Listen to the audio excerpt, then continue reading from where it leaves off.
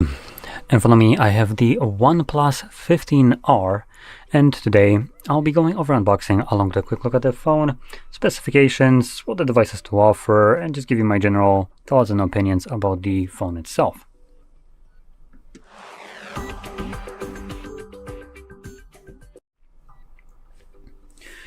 Okay, so without wasting any time, I'll just pop it open. Out the back we have two little pull tabs. There we go, one and two.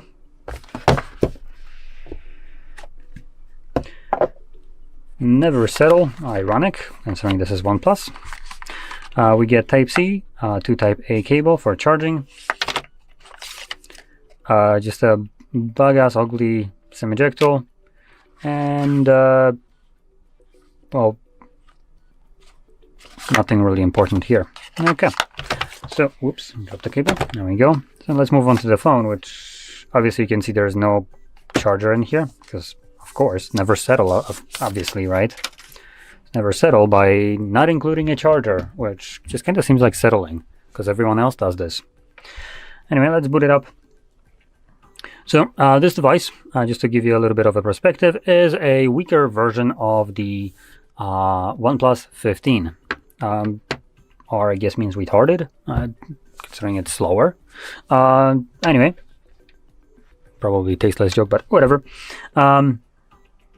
So in here, let's start with the display. We are looking at a 6.83 inches in size display with a resolution of 1272 by 2800.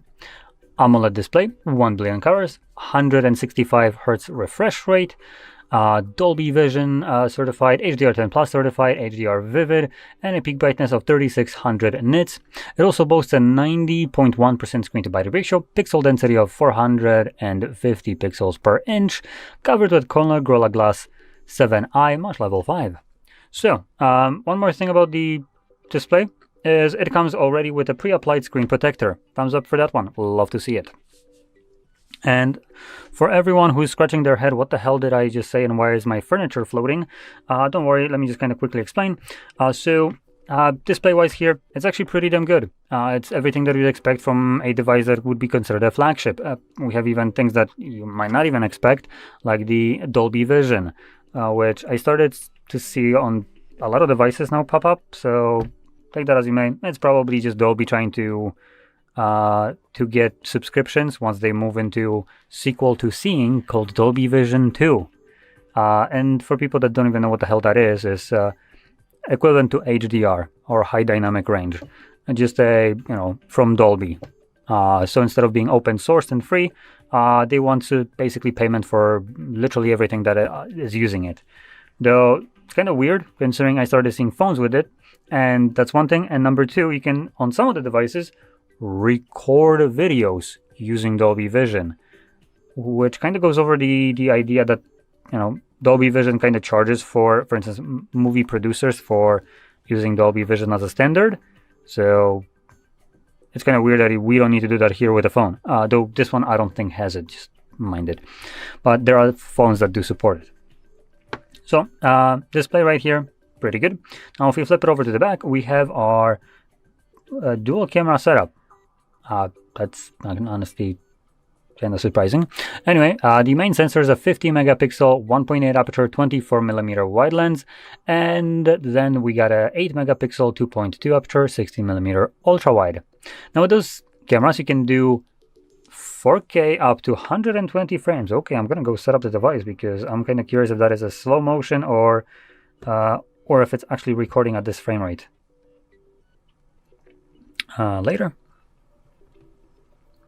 But while I'm quickly trying to set it up, so up to 120, then 1080p goes to 240. Now that is definitely slow motion, so there's no doubt there. And you can open up camera now while using the app. Video. Gonna switch to 4K, 120. Fast moving scenes such as sports.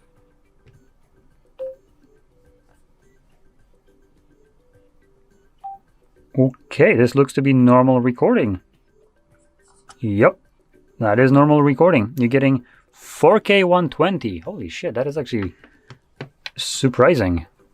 I don't know if I don't recall seeing any phone actually have 4K 120 yet. That wouldn't be slow motion even. So that is pretty damn good. Let's continue on. Now, as a selfie right here in this hole punch camera, we have a 32 megapixel 2.0 aperture, 25mm wide lens, and that does 4K 30. Wow, that's a massive step down considering what the back cameras can do. A little bit of a underwhelming kind of summary of cameras to finish on. But anyway, if we move over to the internals, that's where the device kind of also picks up with the specifications. So let's start out with the battery. In this roughly average sized device, I feel like I'm talking not about phones, but anyway, this device houses a 7,400 mAh battery. Now let's quickly check that, as I did see that GSM Arena, which is where I'm getting these informations from, sometimes when it comes down to battery it's not accurate, and I don't know if this is just due to import regulations and stuff like that, but I'm gonna go into the settings and let's see about the device. Yep, we have 7,400 mAh battery, so that's good. So this is a insane battery right here, and it can also be charged really fast at 80 watts. Now, just to give this a perspective, the flagship from Samsung, the highest end devices that they have, these pieces of shit can't charge at over 45 watts, the highest end ones, while this device, well, charges at 80. Now, this isn't the fastest charging speed. I think I've seen the fastest one from like Xiaomi being at about 120 watts, so it's still a little bit further down, but don't get me wrong, 80 watts is insane charging speed, and I wish my Samsung would have that, but mine is even worse because I didn't go for the most expensive one, so I get to charge my S25 at 25 watts. That's great. Lovely stuff there. So here, fantastic charging speed, fantastic battery too. I kind of glanced over that, but the battery size in here is superb. Now again, way bigger than what any Samsung, for instance, would offer as a flagship phone. Shit, it's way bigger than iPhone offer or any other flagship company that is supposedly at their peak of their game, peak of skimming the shit out of you and charging you exorbitant amounts of money for a piece of shit phone that isn't worth that much. I'm talking about Samsung and iPhones. Like, these two cunts are basically the prime example of how to over your consumer base. So here, fantastic to see. Big battery, fast charging, great. Now, if we move over to the processor, it's using a Snapdragon 8 Gen 5. Now, this is something that I actually learned just a moment ago, but there is two different 8 Snapdragon 8s out there, Gen 5s. There is the 8 Elite and then the non-Elite. For some reason, I thought that when they went from Snapdragon 8 Elite, that was just Elite, to Gen 5, I didn't realize that they also made a shittier version of this, just called 8 Gen 5. And also, if you're wondering, like a logical person would, if they made 8 Elite and that didn't have a Gen, like for instance Samsung S25 has, and then they made 8 Elite Gen 5, where the hell did the 4 other generations go? Because it's clearly not the same processor now as the Snapdragon 8. That is Gen 5. Because that went from Gen 3 to Gen 5. Again, a stupid bullshit kind of naming trash. So it seems like they went from 8 to 8 Elite as a kind of just a step forward in the naming. And that was the one that's supposed to basically succeed the non-Elite.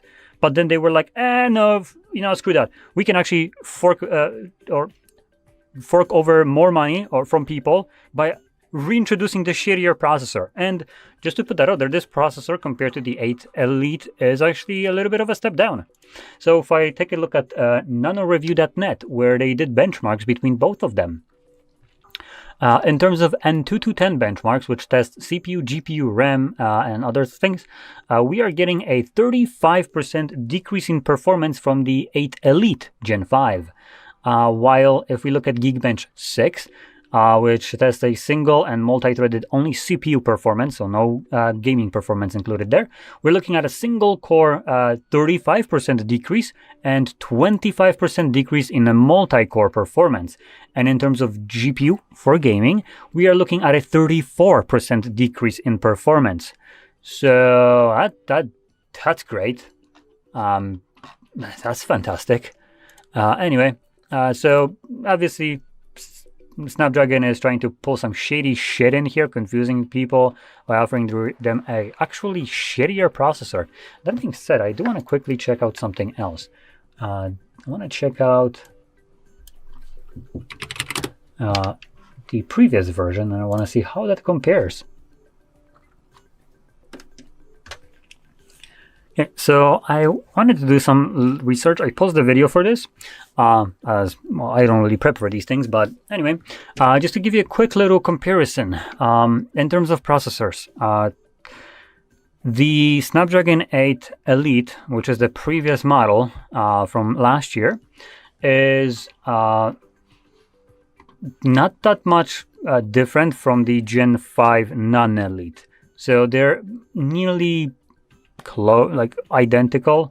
So as an example, when it comes down to Geekbench 6, we're getting 18 and 21% difference, decrease again, as I am still comparing it to the highest end processor, which that is very close to what it was before. And even in gaming performance, it has a better gaming performance than what we have right here. And that is the last year's processor, which that's honestly pretty damn good. Might be better if you're looking for raw performance to go for the last year's phones, as they will have actually better performance than what we have right here in terms of just straight up like CPU, GPU performance. That could be honestly a great alternative. And there's one phone that I actually have in mind that would most likely, I haven't even checked the price for this, but I am pretty damn sure it's gonna clown on this device. So anyway, let's continue on. At the end of the video, I'm gonna talk about the alternative device, which, assuming the price of this one will be higher, I'm gonna bring it up. So apart from the processor rate here being Snapdragon trying to scam people in a way with their shittier naming schemes that confuse people and basically just completely mess about the expectations from it, as this processor is worse than the 8 Elite that was last year. So that's a bit of a disappointment right here. But this is not on a phone, though. To be fair, they could have gone with the last year's model too and call it a day. So I guess it could be a little bit on OnePlus for picking this trash right here. Though, let's be honest, I am kind of crapping on this device, but I am being very kind of critical about it, just out of annoyance in reality. These processors, don't get me wrong, are absolutely fucking fantastic. And like these processors will get you through literally anything that you want to throw at it. Heavy gaming, whatever. Whatever you want to do, it will do.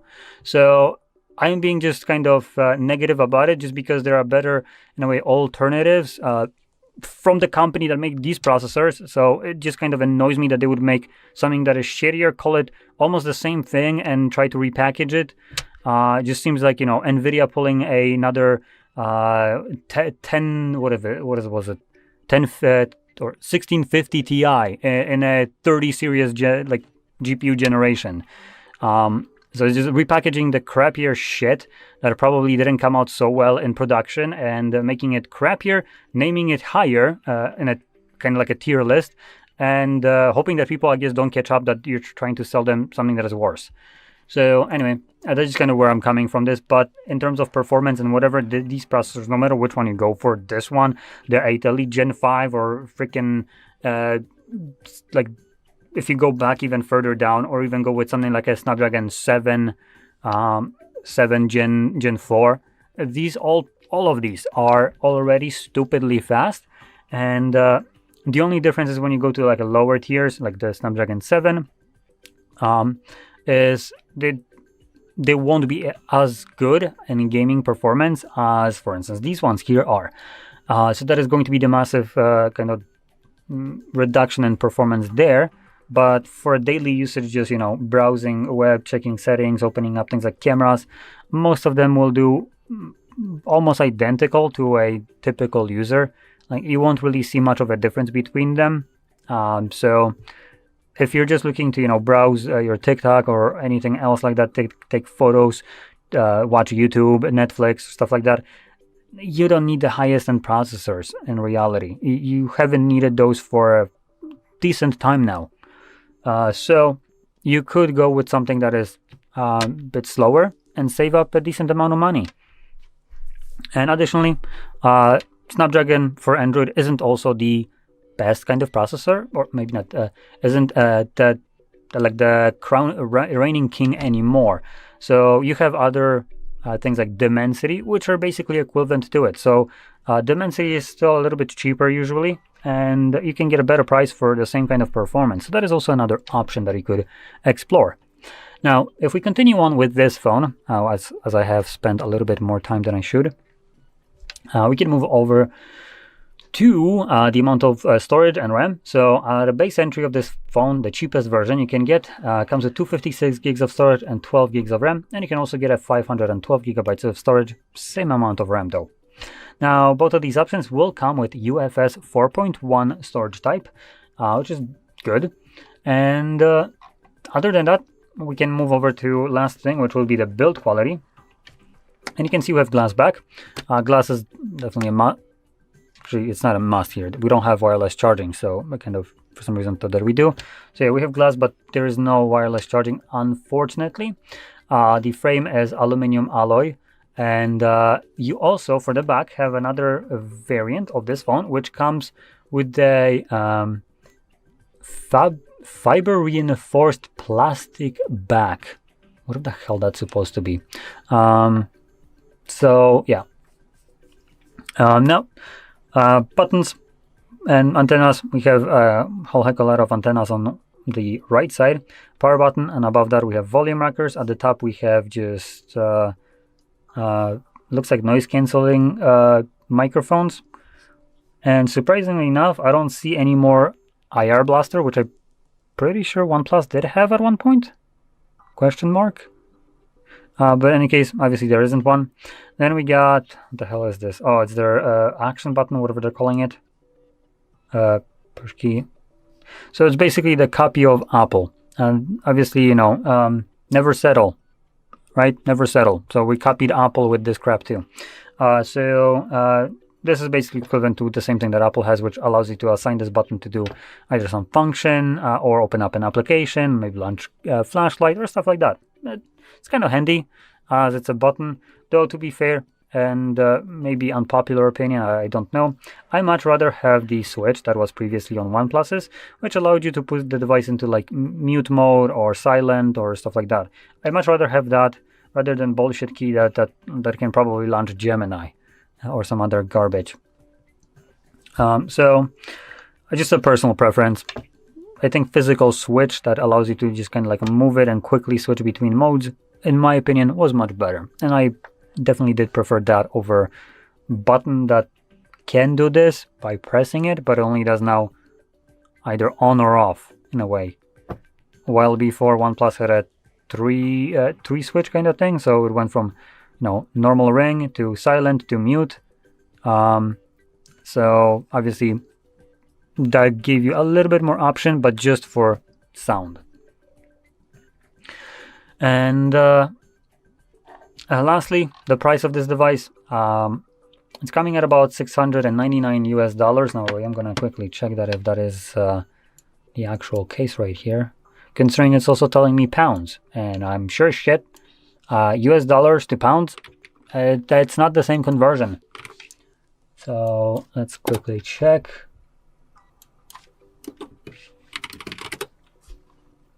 That comes out to be 2,500 PLN. Now, is that the same price here?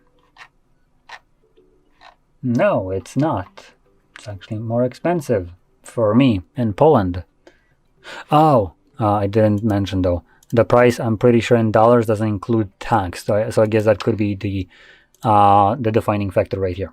So anyway, it's about $700, something along those lines, close enough. Just keep in mind the price may vary just a little bit. Now, with that in mind, let's quickly take a look at some other device, which would have been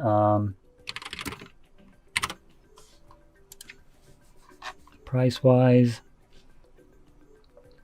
I mean, is this cheaper or not?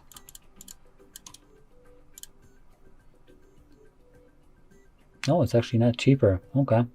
Huh. That's a surprise to me. So I was looking at the Xiaomi Poco F8 Ultra. Before I consider this to be basically... Oh, right. Should probably mention. So the F8 Ultra is going to be better than this. Now, it costs a little bit more.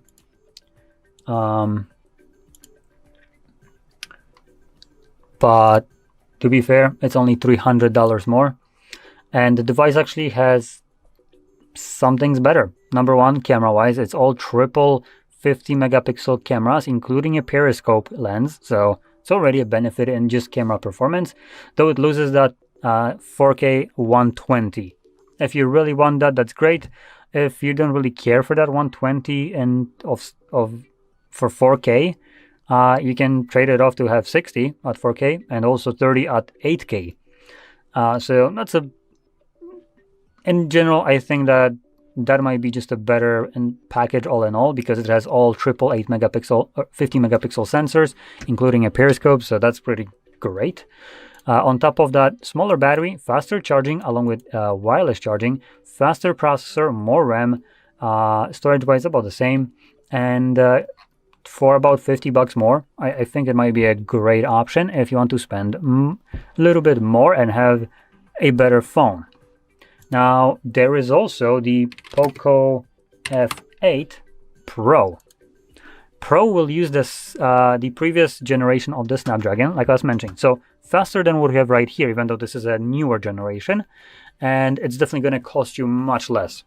So just the Xiaomi F8 Pro comes at about $200 less, right?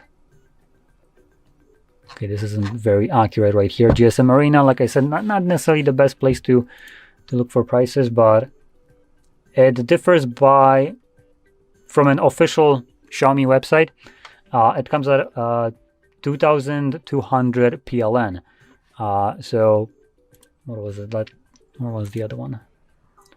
So about 800 PLN more, which equates to about $200 in reality. Let's see, calculator, what I'm saying. So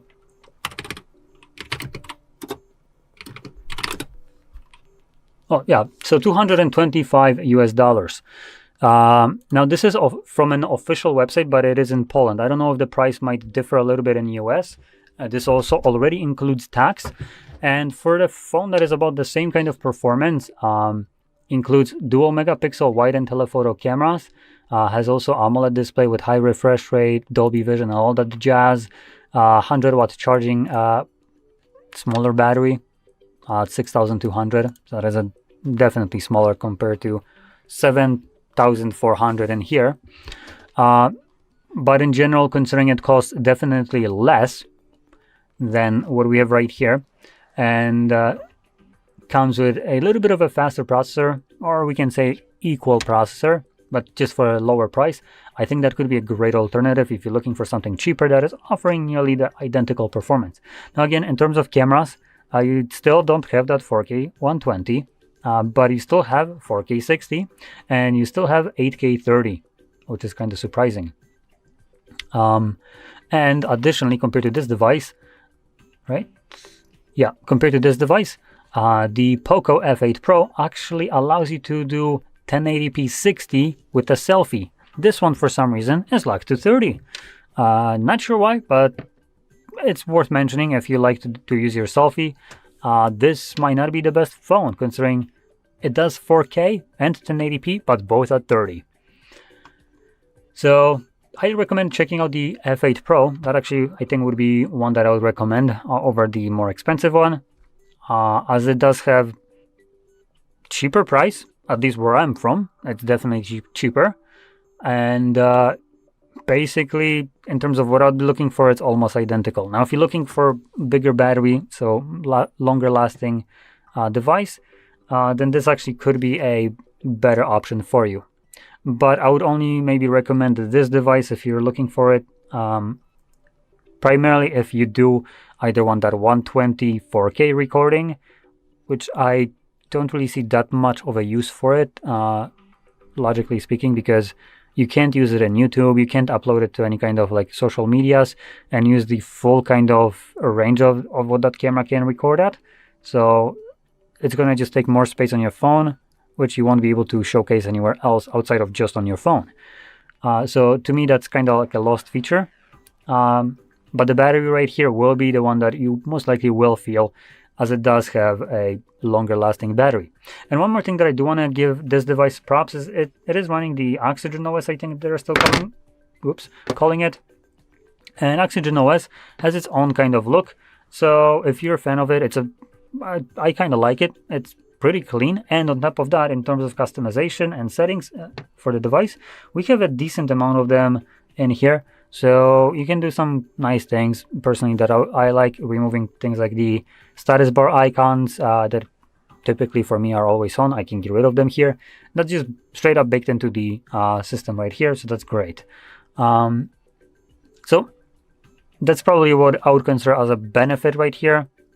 But if you want something that is a little bit cheaper, just as good as this one, maybe even have better cameras, then the F8 Pro from Xiaomi will be the better choice. So anyway, with that being said now, I hope you found this very helpful, and if you did, don't forget to hit like, subscribe, and thanks for watching. Welcome. In front of me is a OnePlus 15R, and today I will show you how you can go through the setup process of your brand new device.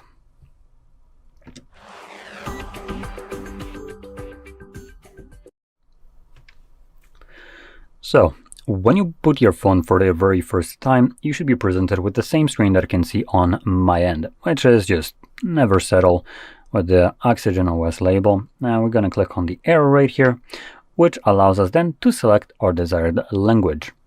Now, English is already selected by default, which is the language that I want to use, but if you want to use any other one, feel free to scroll down, find it from the list, and tap on it.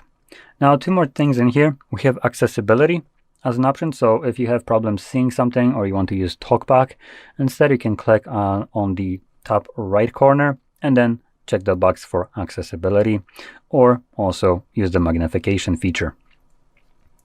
Now this one is using the shortcut, but you can also, I believe, do it through gesture. Now if we go back, we also have emergency call, which to note, if you don't have a SIM card in here and internet connection, you can still, for instance, dial 911 and the call will go through. Now this will become a little bit more important as I'm going to talk about security and privacy a little bit more later on down the line. So anyway, moving on, we have selecting a region, and we have, again, a plethora of regions to choose from. I will be looking for my region, which is Poland. There we go. And I'm not doing it out of patriotism to where I'm from. I'm doing it strictly because Poland is part of European Union. And I have this kind of maybe belief, or however you want to call this, that selecting European Union country is more beneficial to me. European Union is very consumer friendly for our rights, unlike US, which means that whenever European Union comes up with some kind of way to make my life better through the tech that I'm using, and basically punish the corporations that are trying to completely bend me over and go raw in without even using soap, they don't get to do that because I'm from Poland. So that's great. And typically I can expect it that when something drastic will happen that forces companies to make some changes that they would be very unhappy about because it might affect their bottom line too much, those changes will primarily happen in EU where this law is passed. and will be ignored and maintained still the not so consumer-friendly logic, for instance, in US, where you as a consumer are the product. So in this case, the company wants to make as much money off of you as they possibly can. So you buying the device is basically them tool for them to monetize you. So that's why I prefer selecting Poland as an example. And additionally, this might be a little bit more tinfoily kind of approach. But if you're from UK as an example, where you supposedly have freedom of speech, but if you call politicians faggots, you go to jail because their feelings got hurt. Either you need to start locking them up in lockers and bullying them, or maybe, I don't know, not bully them at all. No, actually, no, that's wrong. Like, I would bully the shit out of them. Stupid politicians, I don't know, thinking that they're immune to shit that they have problems with. So, to be a little bit more elaborate about this, just for context, the idea of, for instance, UK removing your freedom of speech in a way while still telling you that you have it is comical, right?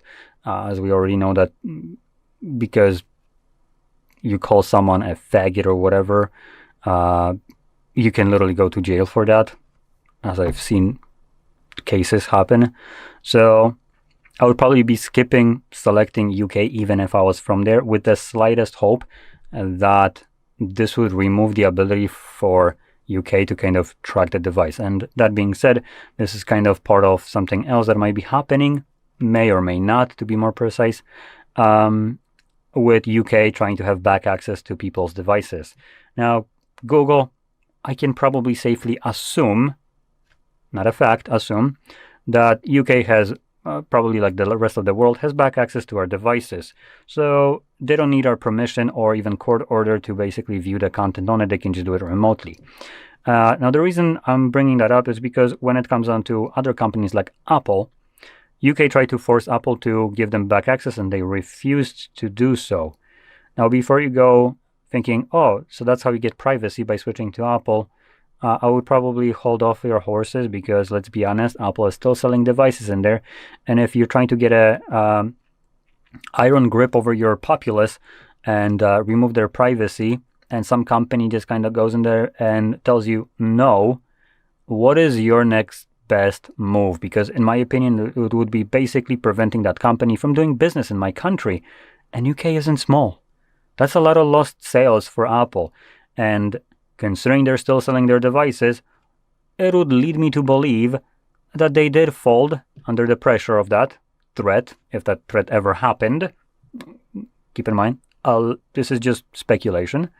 And if they agreed to such a thing, then they would most likely be forced into non-disclosure. So you as an Apple user, or Apple, couldn't tell your users that their data isn't actually protected, that the government can just freely access it.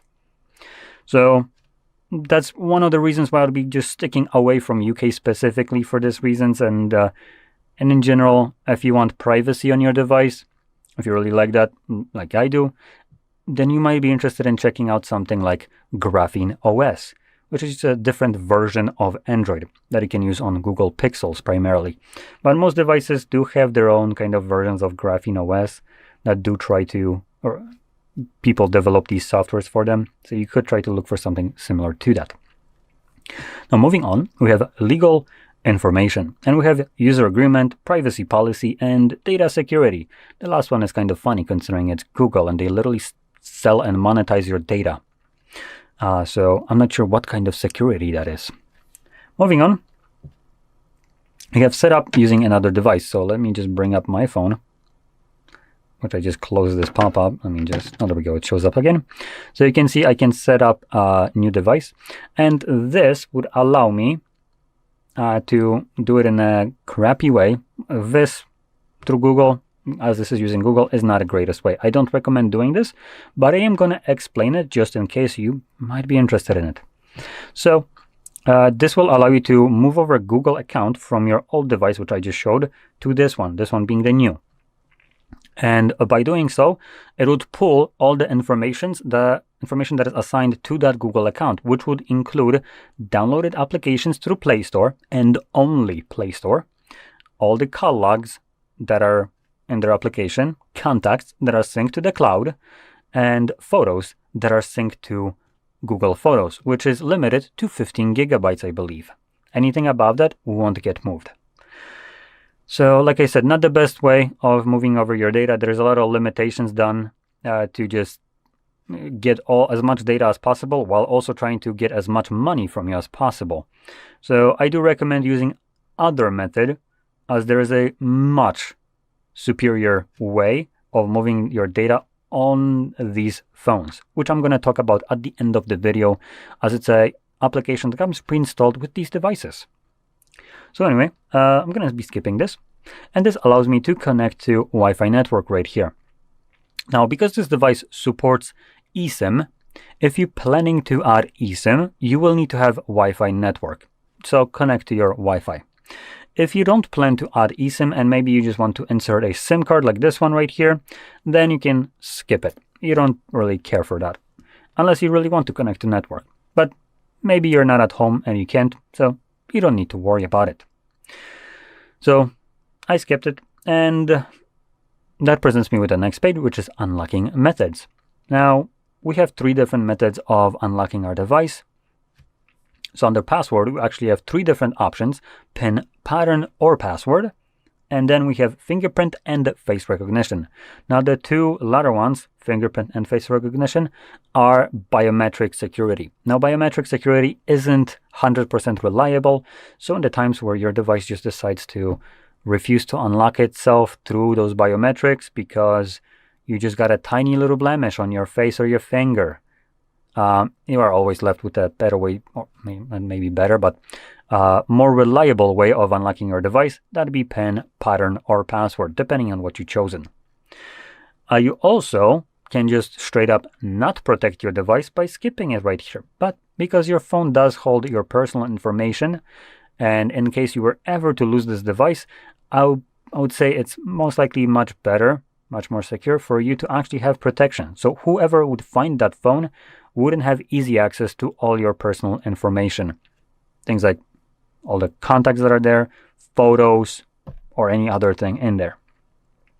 So for this purpose, I'll be selecting a pattern.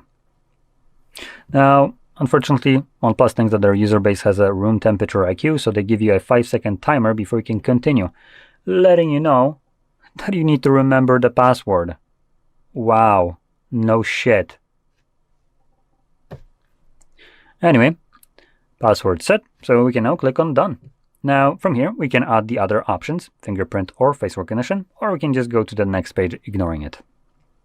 Now here comes the portion which I was talking about in terms of the security, privacy kind of aspect. So if you're not interested in this, you can completely skip over this portion that I'm going to spend some time talking about, as I do want to make people aware on that these, for instance, don't do anything and how much privacy you actually have.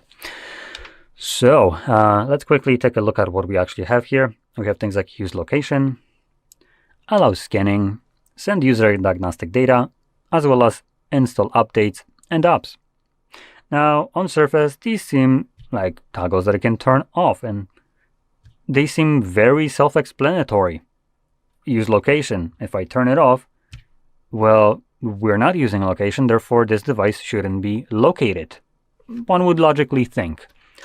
But if we take a look at this, it uses location through things such as Wi-Fi and GPS. Okay, so I guess we have lying by omission right here, as we have other ways of the device relaying our location through. That'd be to connecting to other devices. And those, for instance, getting our IMEI info. But it's actually, this one could be iffy, but there is one that is stupidly easy to check and also gathers your IMEI info and your location. And that would be through cell towers. Now, just to continue on, we have allow scanning, which allows device to scan for signals such as Wi-Fi networks and Bluetooth. Now this is one way mentioned right here by the looks of it. So it doesn't refer to other devices scanning for your signal. It just refers to the device scanning for other signals. So while you're not looking for other devices around, other devices are looking for you and finding you probably. So again, not the best kind of way. And if you consider something like, for instance, Apple, which Apple doesn't even let you turn off these signals. Here we have a toggle for it, but in reality, turning off something like Bluetooth might not be fully off. It just might be hidden away from finding in as a discoverable device that you can connect to. Doesn't mean that it's fully turned off and that devices aren't actually seeing it. Now, last option would be send user and diagnostic data. Now, first of all, any data from this device generated by this device, no matter what it is user device or user data.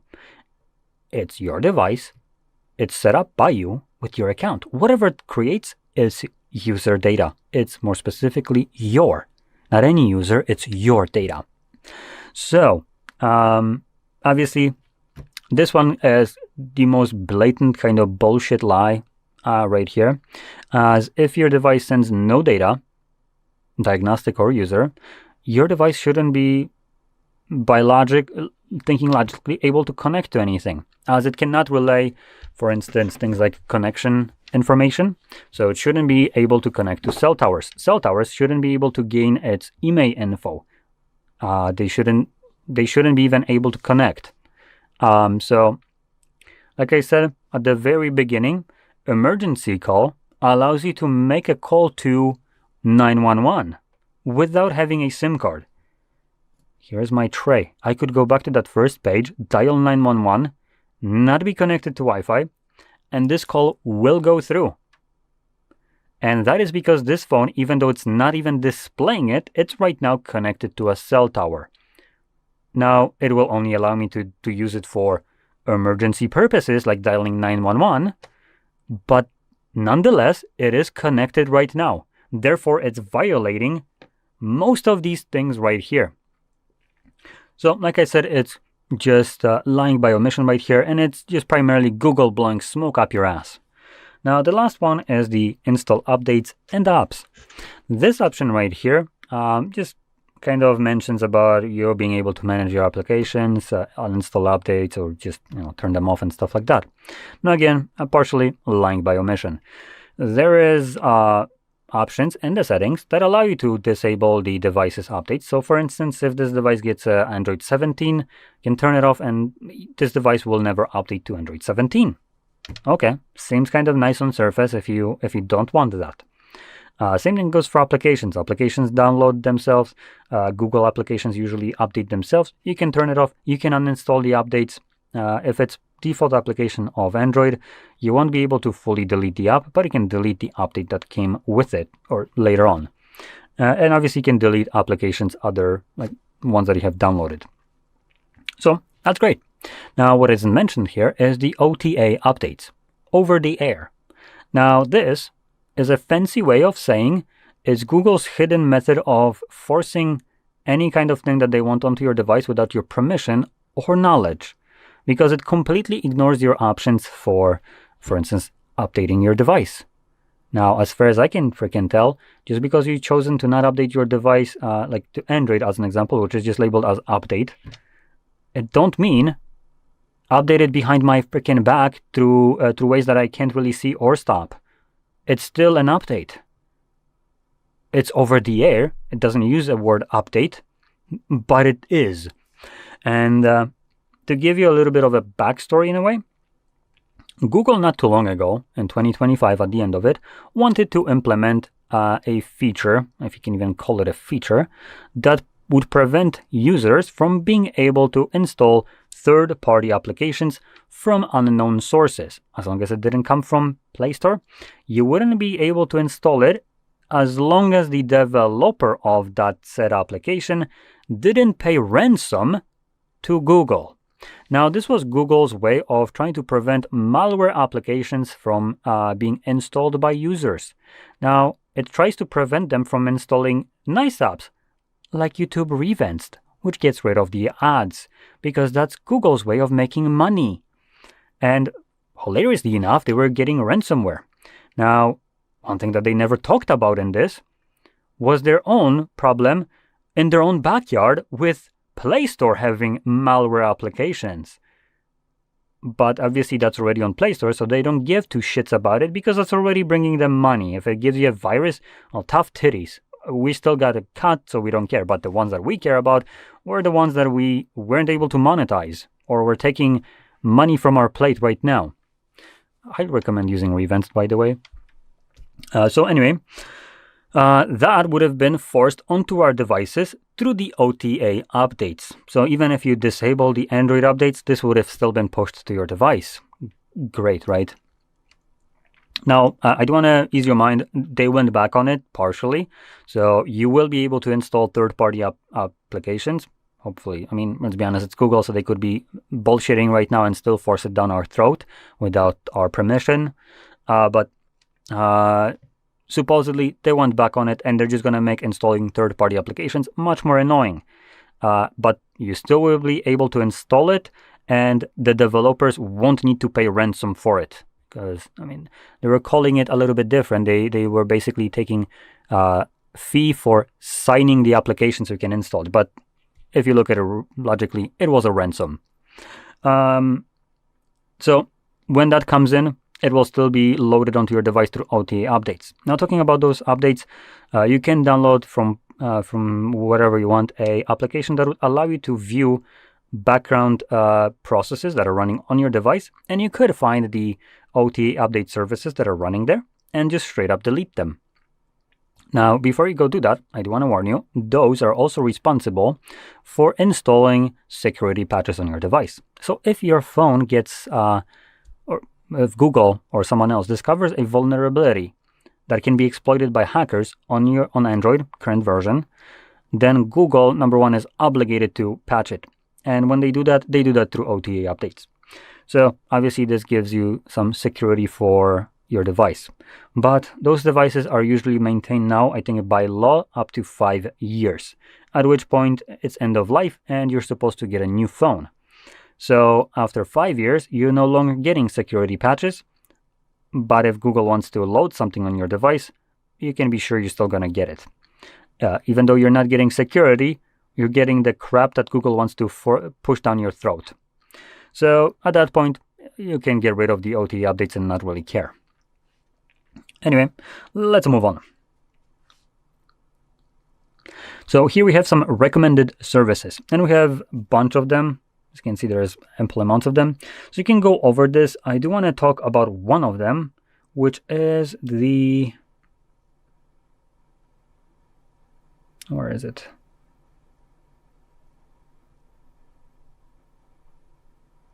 I think I missed it straight up.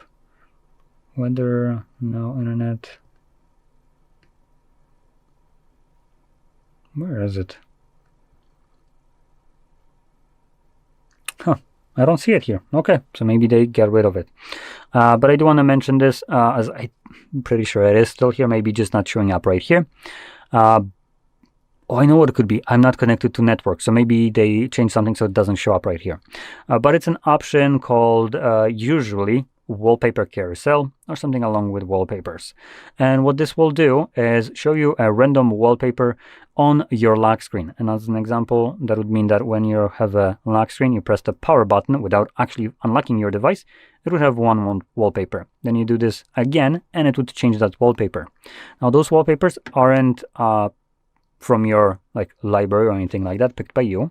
These are random wallpapers curated by OnePlus, for instance.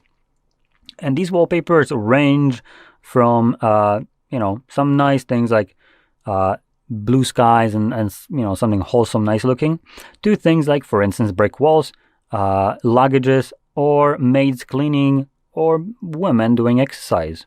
Now, the last one might not be so bad, as long as you are not in a relationship and you come home and you will need to explain yourself why did you have a wallpaper of a random woman on your lock screen.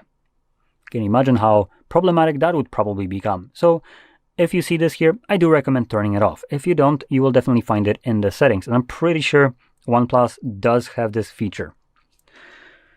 Anyway, let's move on to user experience programs.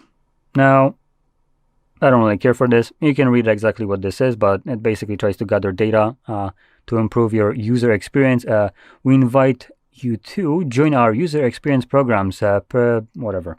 So in a nutshell, it's trying to get your data by upselling you on the fact that they're going to be improving your user experience. Yeah, you're going to be improving user experience regardless if I give you my data or not, so it doesn't really matter. Next, we have navigation.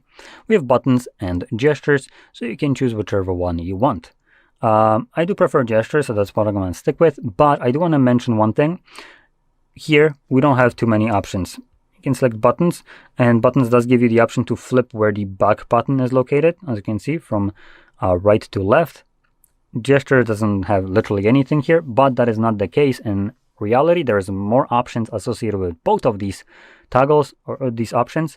So if you go into the, I believe is system and update in the settings, you will have gesture navigation in there. And in there, you'll be able to edit the sensitivity of back gestures, for gestures specifically, hide or show the guide bar, turn on and off the Google Assistant that is swiped from a corner, as well as enable or disable the circle to search, which is by holding the bar that is at the bottom, which won't be available to you if you hide the guide bar. And for buttons, you also have some options like flipping the back gestures like we have right here, along with some other ones, but I actually don't remember what options there are. And you can see this finishes up the setup, but I still remember to show you about the application to use for moving over your data. So that application is on the second page in the OnePlus folder, right here in the top. You're looking for this kind of black-red icon. This one white with a kind of like two phones, one black, one red, and arrows between them. And you can open it up. And here you would select that this is a new device. Now on the old device, no matter what that device is, you can open up this application. So if it's a Samsung, you will need to download it from Play Store or other stores. You can also do that on iOS, Apple meaning. You can download it from the App Store. And on that device, you will be able to only select that that phone is an old device. Now, OnePlus, Realme, Oppo, and Vivo come with this application pre-installed. It's a one big parent company, and they use the same application, though it won't have the same look between the other versions like Vivo, Oppo, and Realme. It will have different colors, but it will have the same shape to it. It's, like I said, still the same application, so you can open that up instead of downloading it. And it will allow you to connect. And because these devices are the same and come with this app pre-installed, you actually there have also sections or options for new and old device. But if it's an old device, you obviously want to select accurately. Here you will be selecting new. And from there, once these two devices get connected by scanning the QR code, you will be able to select which data you want to move. And there's obviously no limitation apart from your physical capability of the device, how much storage it can hold. And it allows you to move over a lot of data, including app data. App data is responsible for how your applications are set up at the moment.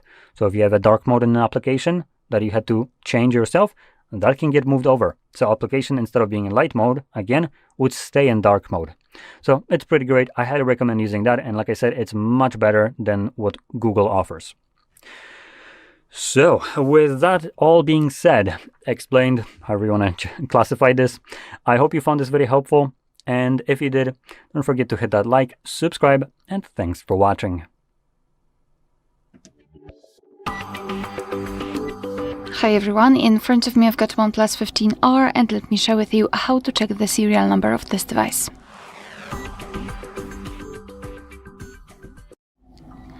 So let's start with opening the settings. And here we have to scroll all the way down to find the option about device. Then let's scroll down again and find the status. And as you can see right here, we've got the serial number of this device. Alright, so that will be all. Thank you so much for watching. Please hit the subscribe button and leave the thumbs up. In front of me is OnePlus 15R, and today I would like to show you how you can turn on or turn off auto brightness. Begin by opening Settings and tapping on Display and Brightness right away. Now use this switcher next to Auto Brightness, available under Brightness slider, to either switch it on or turn it off. Thanks so much for watching. If you enjoyed this video, leave a like, comment and subscribe. Bye! Hi everyone, in front of me I've got a OnePlus 15R, and let me share with you how to check the IMEI number of this device.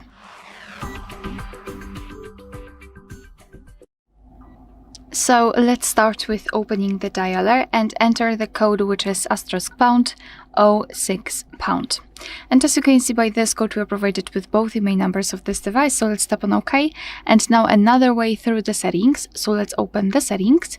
Here we have to scroll all the way down to find About device, and here scroll down to localize the status. And as you can see right here, we've got both IMEI numbers for both SIM slots. Alright, so that will be all. Thank you so much for watching. Please hit the subscribe button and leave the thumbs up. Hi everyone, in front of me I've got OnePlus 15R, and let me share with you how to clear credentials on this device.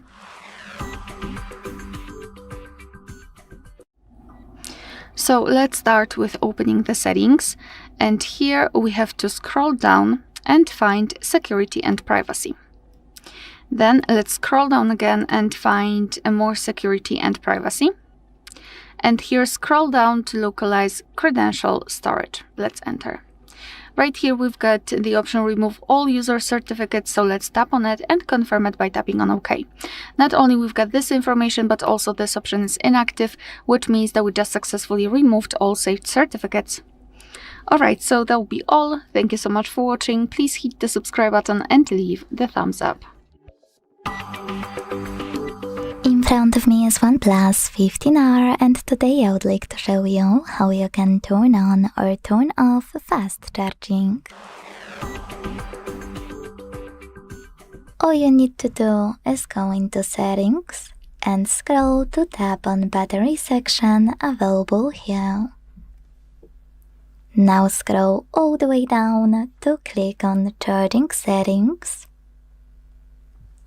And last but not least, use this switcher next to Smart Rapid Charging to turn it on or switch it off. Thanks so much for watching. If you enjoyed this video, leave a like, comment and subscribe. Bye!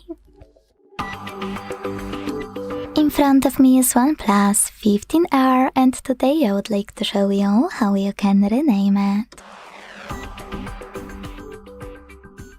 Begin by opening Settings and scrolling all the way down to tap on About device. Now choose device name and type in whatever you want to, like Sunny. When you finished, hit Save. As you can see, after a few seconds, name of my smartphone has changed. Thanks so much for watching. If you enjoyed this video, leave a like, comment and subscribe. Bye! Hi everyone, in front of me I've got OnePlus 15R, and let me share with you how to reset network preferences on this device.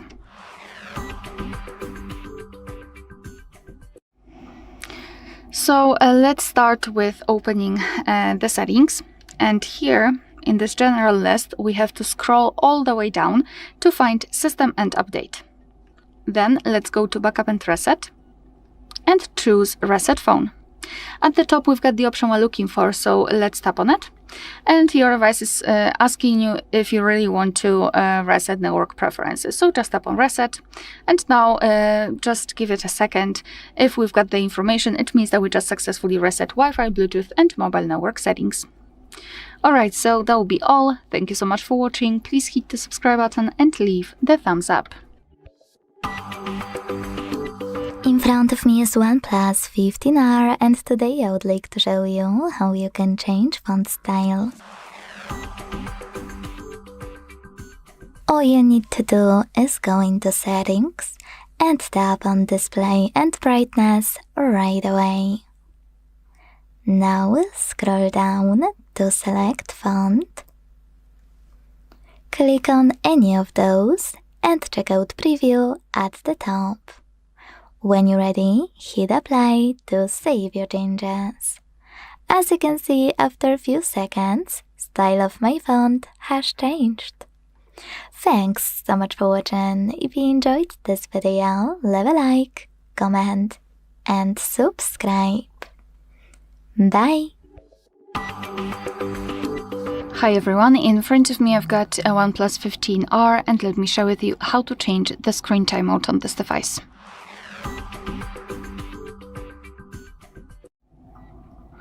So let's start with opening the settings, and here we have to scroll and find display and brightness. Then let's scroll down again and localize the option auto screen off. And as you can see here, we've got some options from which we can choose. At the top we've got relatively short options like 15 or 30 seconds, and at the bottom the longest, which is 30 minutes. So all you have to do is to mark the option which you'd like to use. I'll pick 5 minutes.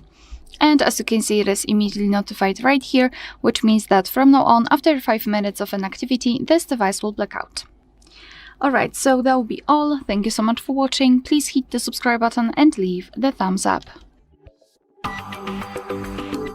In front of me is OnePlus 15R, and today I would like to show you how you can check a password in Passwords Manager. Begin by opening Settings and scrolling all the way down to tap on System and Update.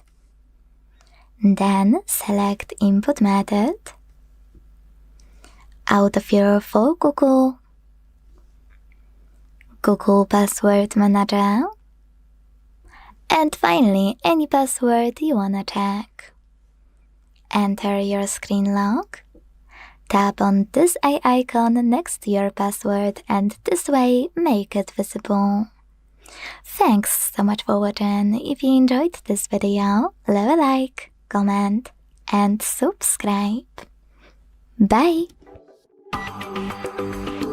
In front of me is OnePlus 15R, and today I would like to show you where you can locate all your downloads.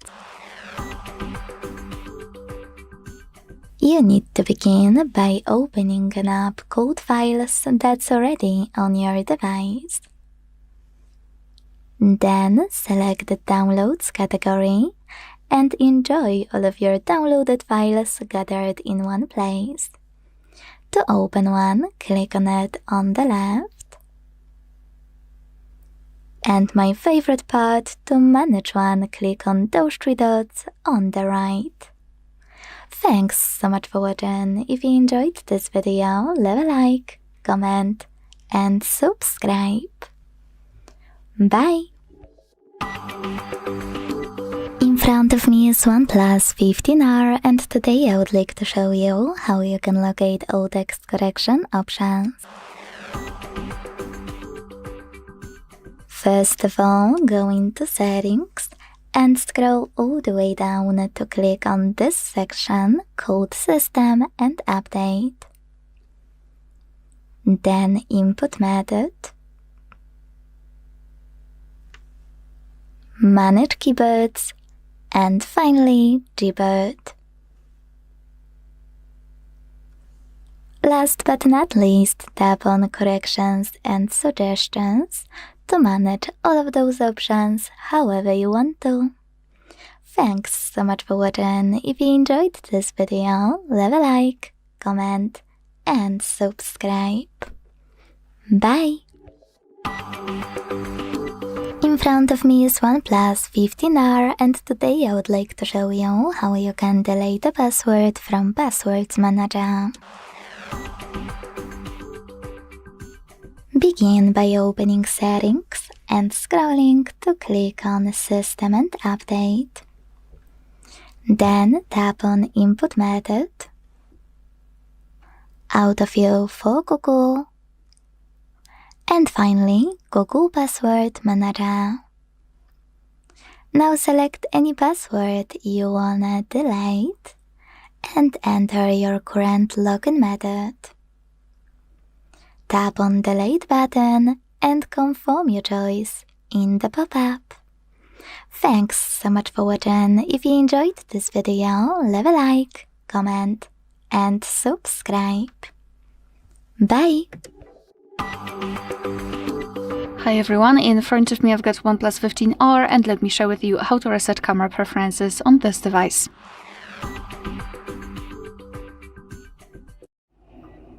So let's start with opening the camera app, and right now we are in the standard photo mode. The mode doesn't really matter because we will open general options. However, I wanted to draw attention to this green line. I've applied it before I've started the recording because I'd like to show you a visual evidence that the reset option will work, so they should disappear after resetting. So now all we have to do is to tap on the three bars icon in the right upper corner and tap on the settings. Then let's scroll all the way down to find Restore Defaults and tap on Restore to confirm. And as you can see, we just got back to the camera and the spiral is not visible, which means that we just successfully reset all camera preferences. Alright, so that will be all. Thank you so much for watching. Please hit the subscribe button and leave the thumbs up. In front of me is OnePlus 15R and today I would like to show you how you can clean storage. First of all, you need to find an app called Files that's already on your device. Click on it and tap on those three lines at the top left corner. When you see all of those options, select Clean and then choose Clean under Junk Files. Last but not least, confirm your choice by hitting Clear in the pop-up. So when I do that, as you can see, storage of my device was successfully cleaned. Thanks so much for watching. If you enjoyed this video, leave a like, comment and subscribe. Bye! In front of me is OnePlus 15R and today I would like to show you how you can resize icons. First of all, go into Settings and tap on Home Screen, Lock Screen and Style. Now scroll all the way down to Access Icons section. And to resize them, scroll again and operate this slider under Icon. You can check out Preview at the top. So when I do that, and hit Apply to save my changes, I can see that size of my icons has changed. Thanks so much for watching. If you enjoyed this video, leave a like, comment and subscribe. Bye!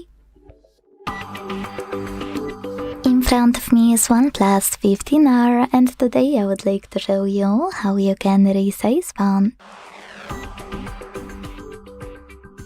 Start by opening Settings and scrolling down to click on Display and Brightness available here. Now scroll again, this time to tap on Font.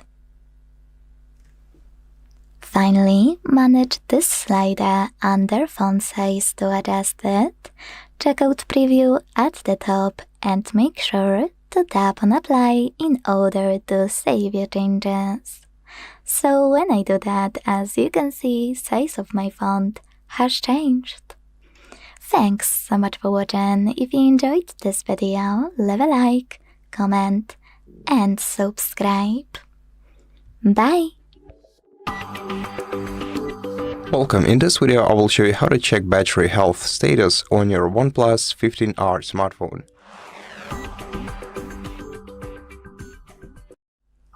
Start by opening Settings on your phone, then scroll down to Battery menu. Open it, and then scroll down to the Battery Health menu right here, and open it too and check the maximum capacity level.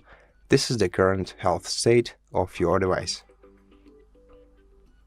So if it goes slower, you'll be notified in the same menu about the time the time when you should replace the battery on your phone. Usually the number for replacing the battery, the optimal number, is around 75% of the battery capacity. And that's it. Thank you for watching this video. If you liked it, please consider subscribing to our channel, leave us a like in the comment below, and I'll see you in the next one. Hi everyone, in front of me I've got OnePlus 15R, and let me share with you how to change video resolution on this device.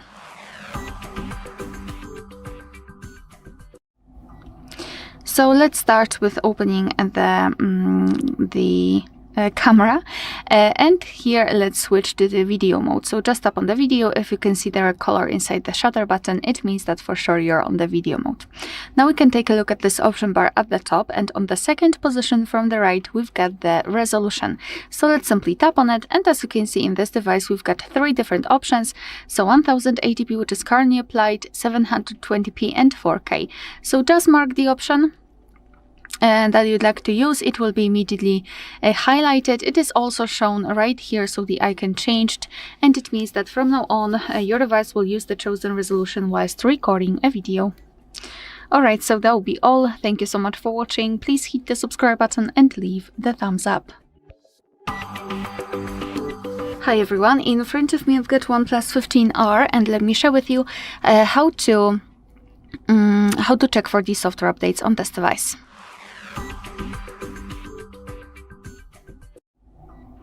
So first of all, make sure that you've got the internet connection, because it is required, and I highly recommend using Wi-Fi instead of mobile data. And then let's open the Play Store. Sorry, not the Play Store, the settings. So in the settings, we have to scroll all the way down to find the option System and Update, and tap on Software Update at the top. Now your device is checking for the updates, and basically you can meet two different scenarios.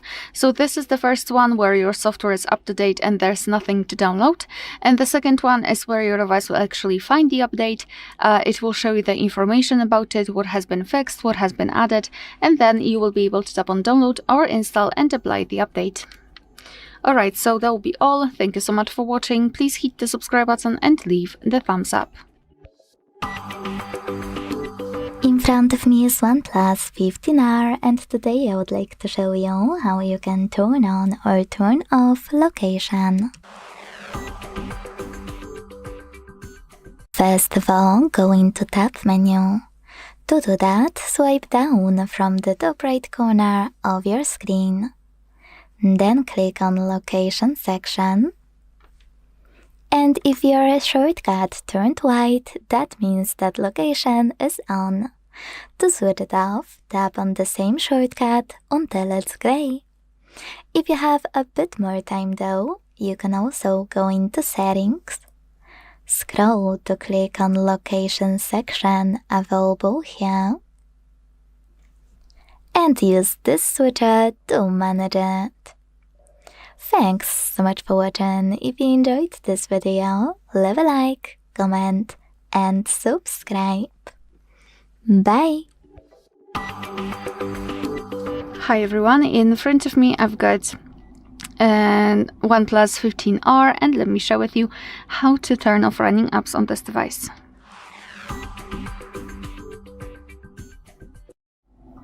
So let's start with opening the recents, and depending on what kind of navigation type you've got set, you can do it differently. So if you've got the 3-button navigation, simply tap on the button with the square icon or 3 bars icon. And if you've got the gestures, swipe your finger from the button to the center of your device and hold your finger somewhere here like that. And here we've got the recents. So basically all you have to do now is to simply tap on Close.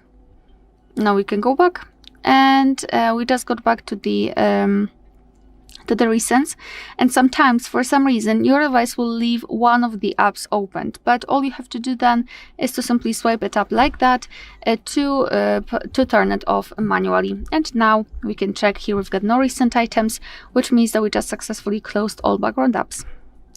Alright, so that will be all. Thank you so much for watching. Please hit the subscribe button and leave the thumbs up. In In front of me is OnePlus 15R, and today I would like to show you how you can change this device's theme. Begin by opening Settings and tapping on this section called Home Screen, Lock Screen and Style. Now select All Themes. Click on the best one for you, or tap on My Themes and pick one of those. Either way, after tapping on a perfect one,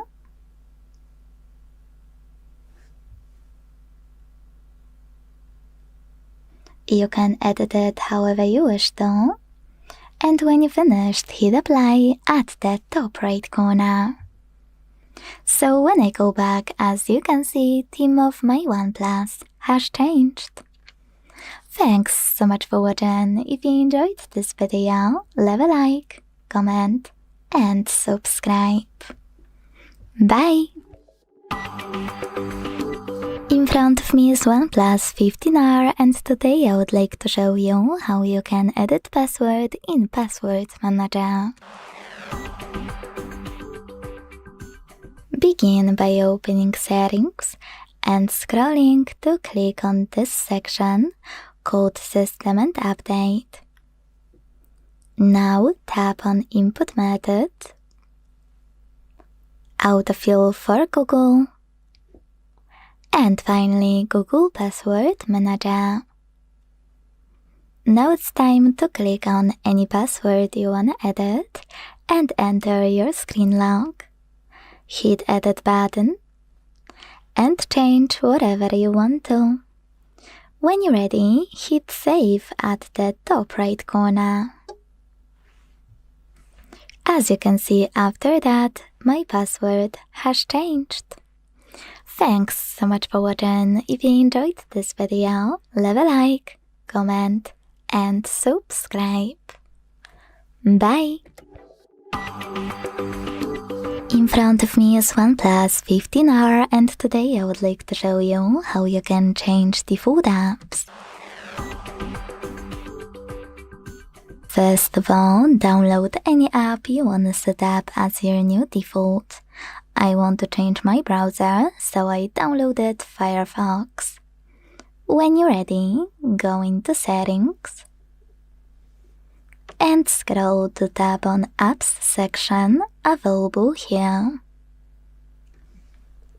Then click on Default Apps. Select one of those sections you wanna manage. As I mentioned, I want to change my browser, so I have to click here. Tap on your new app you wanna apply, and when you finished, just go back. So when I do that, as you can see, my default app has changed. Thanks so much for watching. If you enjoyed this video, leave a like, comment and subscribe. Bye! Hi everyone, in front of me I've got OnePlus 15R, and let me share with you how to soft reset or actually force restart this device.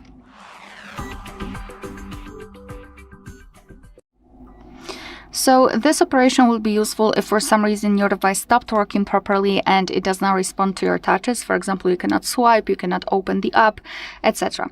So all you have to do is to press the power button, which is located right here, and volume up button together, and wait until you'll see the black screen and then the developer's logo. So let me try to do it. Let me press both of those buttons. And here we've got this restart option, but let's pretend that we cannot tap on it. So keep pressing both of those buttons. Keep pressing, and we've got the black screen, which is a really good sign.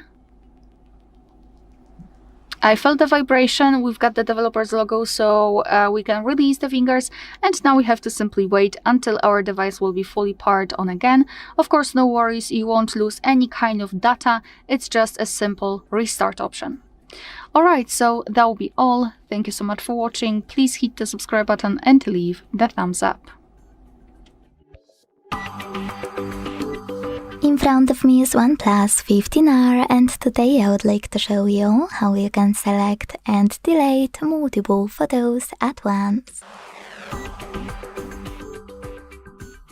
First of all, you need to open Photos app and select Albums at the bottom right corner. Now pick an album from which you want to delete your photos. Hold one of them and click on Select All at the top right corner. Now to keep some of your photos, hold one and swipe your finger across. You can also click on the chosen one at the bottom right corner. To delete the rest, click on Delete button at the bottom and confirm your choice in the pop-up. Thanks so much for watching. If you enjoyed this video, leave a like, comment and subscribe. Bye! In front of me is OnePlus 15R and today I would like to show you how you can change the display refresh rate. First of all, go into Settings and scroll to tap on Display and Brightness available here. Now scroll again, this time to click on Screen Refresh Rate. And to apply any of those, auto-select Standard or High, just click on it and go back. As you can see, after a few seconds, screen refresh rate of my OnePlus has changed. Quick tip, if you decided to select High, scroll all the way down and tap on App-Specific Refresh Rate. Then you can adjust it for any app by clicking on it here and tapping on any of those options from the pop-up. Thanks so much for watching. If you enjoyed this video, leave a like, comment and subscribe. Bye! Welcome, in this video I will show you how to enable Detail Max engine for photos on OnePlus 15R. So the answer to this question is actually pretty simple. You don't have to enable it anyhow. There is no toggle, there is no setting for you to enable or disable this feature. It's enabled automatically. All you have to do is open your camera and go into the photo mode. This feature processes shots automatically for pixel perfect details, and it works especially great in daylight or with zoomed scenarios. And for best results, use different settings that are available in your photo mode without switching to modes like Pro or Manual that override this feature. And to make sure that this feature works on your phone, go to your device settings, make sure that you are connected to the Wi-Fi, go to System and Updates, Software Update, and make sure to install the most recent software version. And that's it. Thank you for watching this video. If you liked it, please consider subscribing to our channel, leave us a like in the comment below, and I'll see you in the next one. In front of me is OnePlus 15R and today I would like to show you how you can turn on or turn off auto rotation. First of all, go into Settings and scroll a tiny bit to click Display and Brightness. Now scroll again, this time to use this switcher next to Auto Rotate. Thanks to it, you can switch it on or turn it off. Quick tip, if you want to manage auto rotation much faster, you can do that by going into Tab menu. Swipe down from the top right corner of your screen. Look for Auto Rotate shortcut, and when you find it, click on it. When it's white, that means that auto rotation is on. To switch it off, tap on it again until it's gray. Thanks so much for watching. If you enjoyed this video, leave a like, comment and subscribe. Bye! Welcome, in this video I will show you how to customize haptic feedback on your OnePlus 15R smartphone.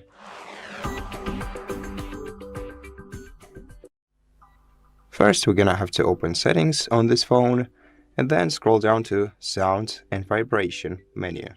Right here, open it, and then let's find the O haptics menu at the bottom of this screen. Now, to enable haptics, make sure to switch this toggle to the right, and here we can customize it by changing the haptic intensity. We can also see the demo for the haptics and check how they work on this smartphone. To check how haptics work, just hold your finger on the screen and feel the difference in the haptics intensity in different parts of your display. And so yeah, this haptic intensity bar is the only customization feature that we have here. And that's basically it. Thank you for watching this video. If you liked it, please consider subscribing to our channel, leave us a like and a comment below, and I'll see you in the next one. In front of me is OnePlus 15R, and today I would like to show you how you can enable suggestion strip at the top of your Gboard. First of all, you need to open Settings and scroll all the way down right away. Then tap on System and Update, Input Method, Manage Keyboards, and the Gboard. Now it's time to click on Corrections and Suggestions and scroll to tap on this switcher next to Suggestion Strip. When it's blue, go back to check out your keyboard. As you can see, Suggestion Strip was successfully enabled. Now, if you want to access the same settings, all you need to do is click on this gear icon. Thanks so much for watching. If you enjoyed this video, leave a like, comment, and subscribe. Bye! In front of me is OnePlus 15R, and today I would like to show you how you can turn on and use one-handed mode. First of all, go into Settings and scroll to click on this section called Accessibility and Convenience. Then scroll again, this time to tap on one-handed mode. Now use this switcher next to one-handed mode to activate it, and when it turns blue, follow all of those instructions to use it. Swipe down at the bottom of the screen to enter one-handed mode. So when I do that, I can see that it's working properly. To go back, you can swipe up or click on this area at the top. To disable it completely, use the same now blue switcher. Thanks so much for watching. If you enjoyed this video, leave a like, comment, and subscribe. Bye! In front of me is OnePlus 15R, and today I would like to show you how you can delete Google search bar from home screen. All you need to do is hold your search bar and wait for Remove Widget pop-up to show. When it does, click on it and confirm your choice in the second one. So when I do that, as you can see, my search bar was successfully deleted. If you want to restore it though, just hold your screen and hit Widgets at the bottom left corner. Tap on Agree and Continue. Look for Google app, and when you find it, click on it. Then swipe to the left and tap on Add under Search Bar Widget. Now you can hold it to place it wherever you want to, and when you're finished, let go. Thanks so much for watching. If you enjoyed this video, leave a like, comment, and subscribe. Bye! Welcome, in this video I will show you how to enable eye comfort on OnePlus 15R. First of all, you have to open Settings on your smartphone and then scroll down to Display and Brightness menu. In this menu, select Eye Care. And then to enable Eye Care mode, just switch this toggle to the right. This will adjust the screen colors to your environment so that the colors are the least harmful for your eyes. Besides, we also have an eye protection mode, which we can set up and customize by switching the toggle to the right, then selecting the intensity, schedule. If you want to schedule it, you have to first switch the toggle to the right and then select start time and the end time. Now let's disable schedule. And besides, if you select customized mode, you can also choose whether you want to see your display in colors or in black and white. And that's it. Thank you for watching this video. If you liked it, please consider subscribing to our channel, leave us a like and a comment below, and I'll see you in the next one. In front of me is OnePlus 15R, and today I would like to show you how you can check all specifications of this OnePlus. Begin by opening Play Store and downloading free app called DevCheck Device and System Info from Flarto Developer. Not sponsored, by the way. When it's ready, launch it. And thanks to it, learn all the information about your device's dashboard, hardware, system, battery, network, apps, camera, and sensors. Quick tip, go into dashboard and tap on 3 dots at the top right corner of each section. This way you can read all of those informations, but also by clicking settings at the bottom right corner, get transferred to this section in your settings right away.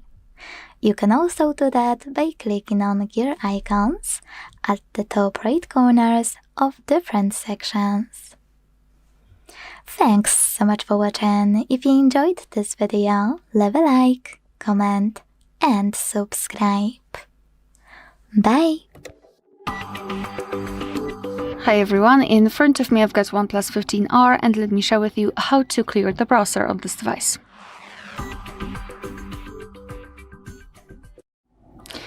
So let's start with opening the browser. In my case it will be Google Chrome, but no worries, because this operation is pretty similar in all of the browsers that are commonly used, so I'm pretty sure that you will be able to figure out how to do it on your own browser. So now all we have to do is to tap on the 3 dots icon in the right upper corner and then go to delete browsing data. Here we've got some basic options like visited websites, opened tabs, cookies, cache, and other site data. Here we've got also the time range, so highly recommend to tap on it and choose the range that interests you. I'll pick all time and then tap on delete data. However, as I said, those are basic browsing history, and if you wish to remove some advanced options, just go to more options, and here we've got them. So in advanced, we've got saved passwords, autofill from data, and site settings. If you wish to remove something, make sure that it is marked. I will remove everything. Here the time range from last hour to, for example, all time, and tap on delete data. And as you can see here, we've got the information, which means that we just successfully removed all browsing history. Alright, so that will be all. Thank you so much for watching. Please hit the subscribe button and leave the thumbs up. In front of me is OnePlus 15R, and today I would like to show you how you can turn on or turn off easy mode. Begin by opening settings and scrolling all the way down right away. Then click on Accessibility and Convenience. Scroll again, and this time tap on Simple Mode available here. To activate it, click on Enter Simple Mode and wait. As you can see, after a few seconds, Easy Mode is on. If you wanna go back to the standard one, go into settings again. And if you see standard version of settings, close them in the background and tap again. Then you should see simple layout of your settings. Scroll all the way down, click on exit simple mode and confirm your choice in the pop-up. Thanks so much for watching. If you enjoyed this video, leave a like, comment and subscribe. Bye! Hi everyone, in front of me I've got a OnePlus 15R and let me share with you how to activate automatic software updates on this device.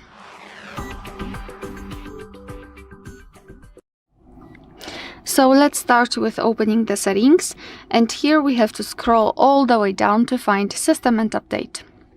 Then let's tap on Software Update at the top and tap on the three dots icon in the right upper corner.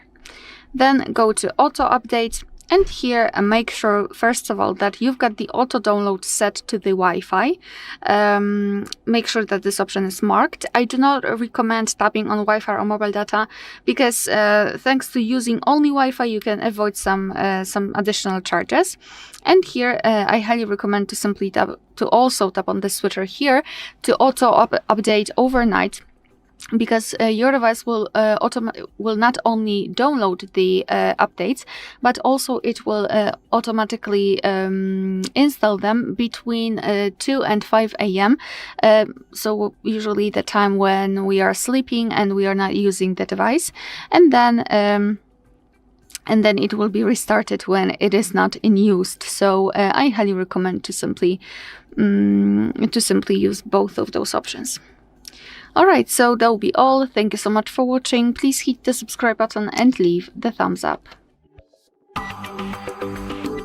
In front of me is OnePlus 15R, and today I would like to show you how you can turn on or turn off autocorrection. Start by opening Settings and scrolling all the way down. When you're ready, select System and Update. Then click on Input Method, Manage Keyboards at the top, and finally Gboard. Now tap on Corrections and Suggestions to use this switcher next to Autocorrection. Thanks to it, you can switch it off or turn it on. Quick tip, if you decided you do want to use autocorrection, tap on it on the left. And this way get access to this option called Undo Autocorrect on Backspace. You can manage it thanks to this switcher. Personally, I do recommend for you to at least try it because it's making autocorrection even more helpful. And if you won't like it, you already know where to switch it off. Thanks so much for watching. If you enjoyed this video, leave a like, comment and subscribe. Bye! Welcome. In this video I will show you how to change navigation buttons to gestures on your OnePlus 15R smartphone. First of all, open Settings on your device, then scroll down to System and Update. Here, go to System Navigations, and if you have buttons selected, select Gestures, and now you can start using gestures to navigate on your device. You can also adjust gestures just like you can do with buttons by changing the buttons layout. You can show or hide the guide bar at the bottom of your screen. You can vibrate or disable vibration on back navigation. You can adjust mistouch prevention, and if you want to learn gestures, go right here and check which gestures you can use on your smartphone. And we can also adjust sensitivity to back gestures and things like circle to search, digital assistant, and also enabling the swipe animations, which will, as you can see, show us the previous page. And that's it. Thank you for watching this video. If you liked it, please consider subscribing to our channel, leave us a like in the comment below, and I'll see you in the next one. In front of me is OnePlus 15R, and today I would like to show you how you can connect it to printer. Start by opening Settings and tapping on Device Connect right away. Now you need to scroll down to select Print. Click on Default Print Service or any other service you have and wanna use. They all turn on the same way. Make sure this switcher is blue and wait. Your device is now looking for a printer, and when it finds one, it will connect to it. If you still can't connect, click on this plus at the top right corner. And if your printer supports Wi-Fi direct printing, select this option here and tap on Allow. Then let your device search for your printer. You can also click on Search by IP address, import it here and select Add to connect manually. Thanks so much for watching. If you enjoyed this video, leave a like, comment, and subscribe. Bye! In front of me is OnePlus 15R, and today I would like to show you how you can apply Apple layout on this Android. First of all, you need to open Play Store and download free app called LauncherOS from Launcher Studio. When it's ready, you don't have to open it yet. Go into Devices Settings and scroll to tap on Apps. Now select Default Apps. Click on Home app here and apply Launcher Pro by clicking on it. Then choose Allow All in the pop-up and wait. As you can see, after a few seconds, my launcher was successfully applied. To make any changes to it, you can always go into Launcher app and check out all of those options. If you wish to go back to your default launcher, select it in the same settings as before. Thanks so much for watching. If you enjoyed this video, leave a like, comment, and subscribe. Bye! Welcome. In this video, I will show you how to change DPI settings on your OnePlus 15R smartphone.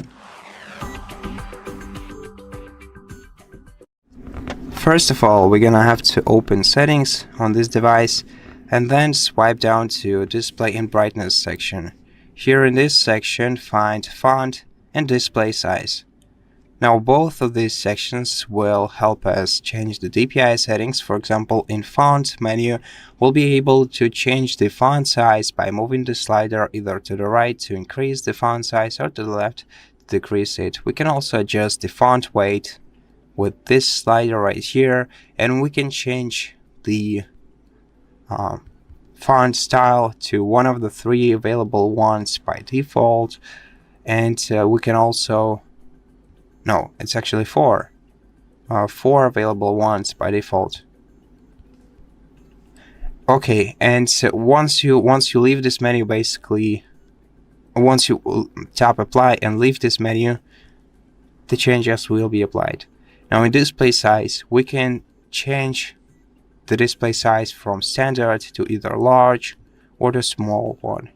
So just select the one that you like the most, and that's basically how you do it.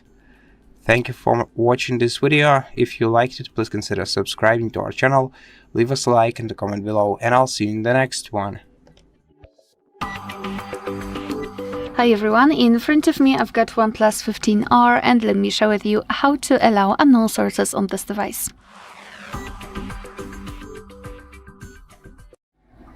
So let's start with opening the settings, and here we have to scroll and then find the the security and privacy. Then let's scroll down again and find more security and privacy. And here scroll to find installation sources.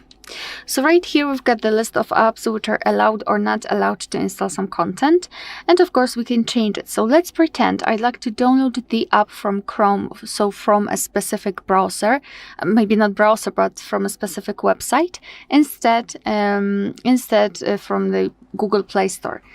So all we have to do is to find our app in this list. So in my case, it will be Google Chrome, and then tap on the switcher. Your device will ask you whether you really want to do it, because you're doing it on your own responsibility. Some third-party apps aren't verified by the developer, so you may put your data and actually whole device at risk. So remember about that and choose the apps wisely.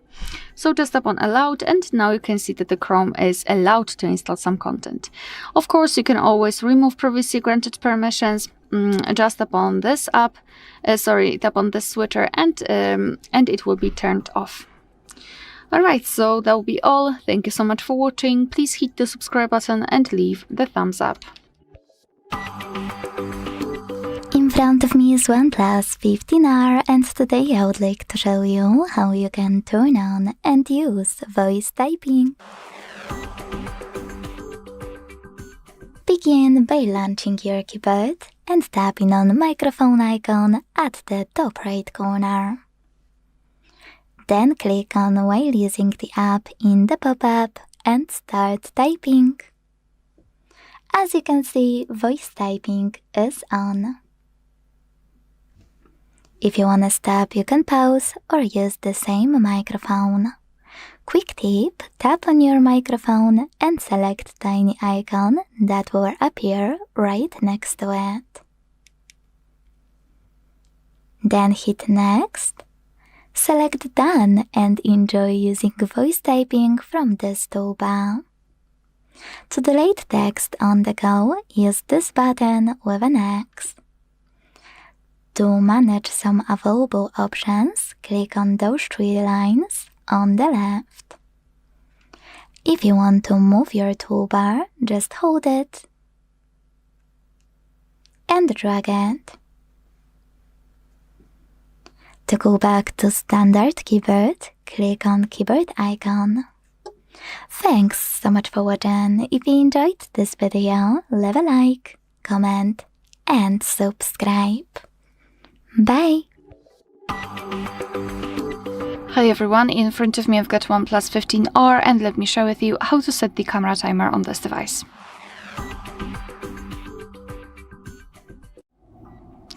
So let's start with opening the camera app, and currently we are in the standard photo mode. So let's go to the first of all, actually let me turn off the flashback, tap on off, and also let me turn off the night mode, because it will add an additional 3 seconds to our countdown. So let me quickly turn it off just by tapping on it, and now we can choose the 3 bars icon in the right upper corner, and right here we've got the timer section.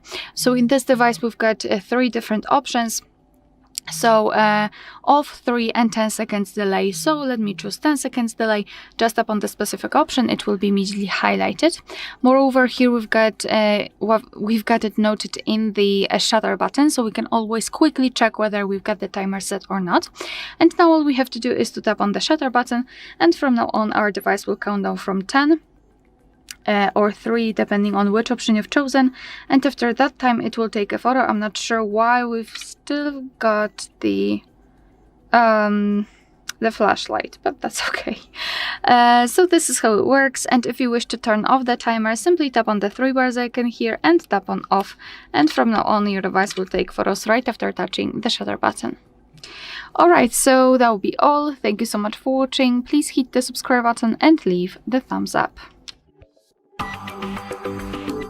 In front of me is OnePlus 15R, and today I would like to show you how you can turn on or turn off app notifications. Begin by opening Settings and scrolling to click on Notifications and Quick Settings. Now you need to scroll again, this time to tap on Manage All next to App Notifications. Before doing anything, select Recent at the top left corner and tap on one of those options to sort your apps. You can see ones with recent notifications, frequent notifications, all apps on your phone, or only apps with notifications already disabled. Wherever you decided, when you're ready, click on blue switches next to apps from which you want to block notifications, or gray ones to switch them back on. Quick tip, you can also go back, click on one of your apps here, and not only block notifications at the top, but also check out all of those options for a chosen app. Thanks so much for watching. If you enjoyed this video, leave a like, comment, and subscribe. Bye! In front of me is OnePlus 15R, and today I would like to show you how you can set up Face Unlock. Begin by opening Settings and scrolling to tap on Security and Privacy. Now scroll again to click on Device Unlock and tap on Face and Fingerprint Unlock section. Finally, select Face on the left, tap on Agree in Statement of Use pop-up, and enter your current login method to continue.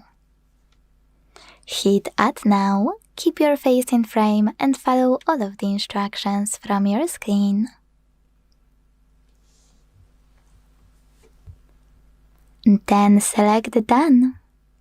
Make sure this switcher next to Screen Unlock is blue, because without it you won't be able to use face recognition in order to unlock your smartphone. So now let's check it out. I will switch off my screen, turn it back on, and look at it. As you can see, after a few seconds, I can unlock it. Thanks so much for watching. If you enjoyed this video, leave a like, comment, and subscribe. Bye! Hi everyone, in front of me I've got OnePlus 15R, and let me share with you how to change date and time on this device.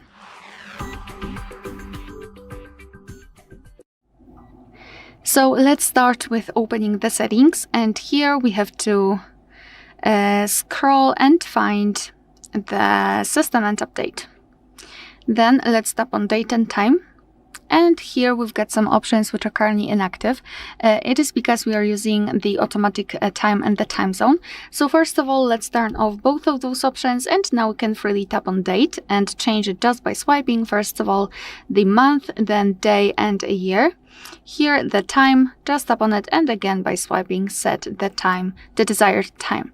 The time zone, just tap on it, and here we've got the full list of available time zones, so find yours and then apply it. Moreover, at the top we've got the time format, so we can tap on it and decide whether we want to use 12-hour format or 24-hour one. So this is how it works. And the dual clock, we can turn it on and off just by using this switcher. And basically the first clock will display the time which is set right here, and the second one from any other place of your choice, and you can decide where you'd like to display the dual clock on.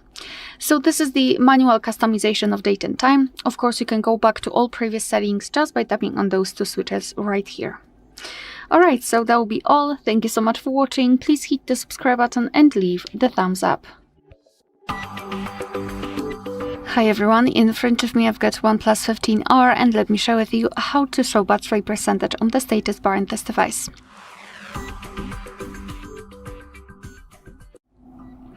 So let's start with opening the settings, and here we have to scroll down and find the option Notifications and Quick Settings.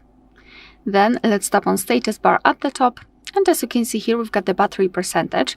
So if we've got the vertical battery style, we can either turn off or on the battery percentage, and our device will display it next to the battery icon. However, I wanted to show you that the percentage strongly depends on the specific style.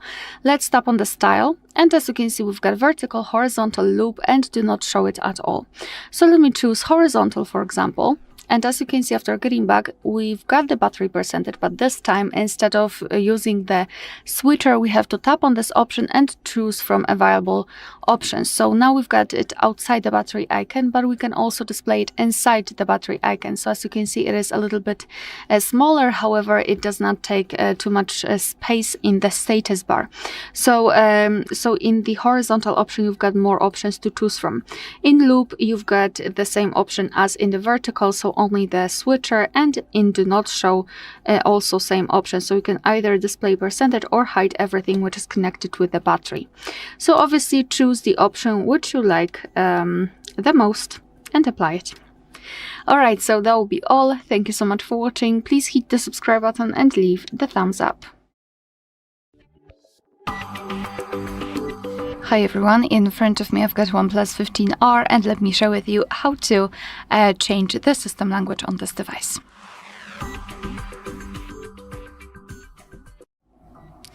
So first of all, let's open the settings, so the gear icon. Right now we have to scroll all the way down to find system and update, so again localize gear icon and tap on it. And now let's tap on the third option, language and region.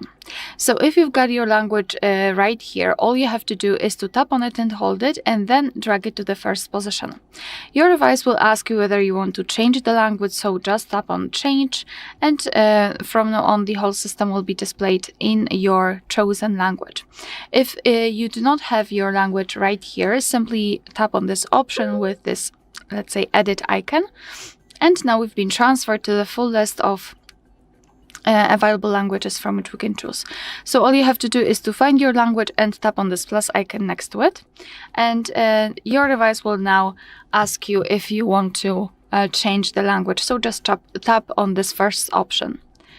And as you can see, from now on the whole system again is displayed in the chosen language. If you wish to remove the languages from this list, just tap on this edit icon again and a minus icon next to the language you'd like to remove, and tap on the first option, of course, to confirm.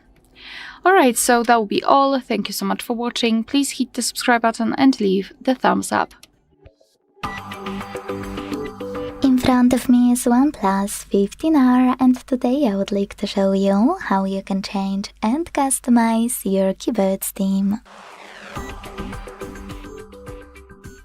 Begin by launching your keyboard and tapping on this icon of a color palette at the top of it. Then you can scroll to click on all of those icons at the top right corners of all of those sections. This way you can see all available themes. When you find the best one for you, click on it. Manage key borders thanks to this switcher, and choose Apply at the bottom right corner. So when I do that, theme of my keyboard was successfully changed. If you wanna customize it though, go back to the same section in Settings and tap on plus icon under My Themes. Now tap on a photo you wanna apply as your new keyboard's background. Pinch it to scale, drag it to move, and hit Next. Adjust brightness by swiping left or right. Hit Done. Manage key borders and tap on Apply. Thanks so much for watching. If you enjoyed this video, leave a like, comment, and subscribe. Bye! In front of me is OnePlus 15R, and today I would like to show you how you can operate a voice recorder. Start by locating Recorder app available in OnePlus folder. Click on it, Tap on Allow and Allow while using in all pop-ups if you never used it before, and then click on those 3 dots at the top right corner. Select Settings and adjust them to your liking. Go back, use red button, and this way start recording. As you can see, recording is on. To pause it or unpause it, use this right button. To add a bookmark, click on the left one. To switch on transcribe, click on it here. And to finish your recording, use the same red button. As you can see, mine was successfully created. To play it, click on it. As you can see, recording. Manage all of those options however you want, or go back and hold it to access all of those, like rename or delete. Thanks so much for watching. If you enjoyed this video, leave a like, comment, and subscribe. Bye! Hi everyone, in front of me I've got OnePlus 15R and let me share with you how to update the apps on this device.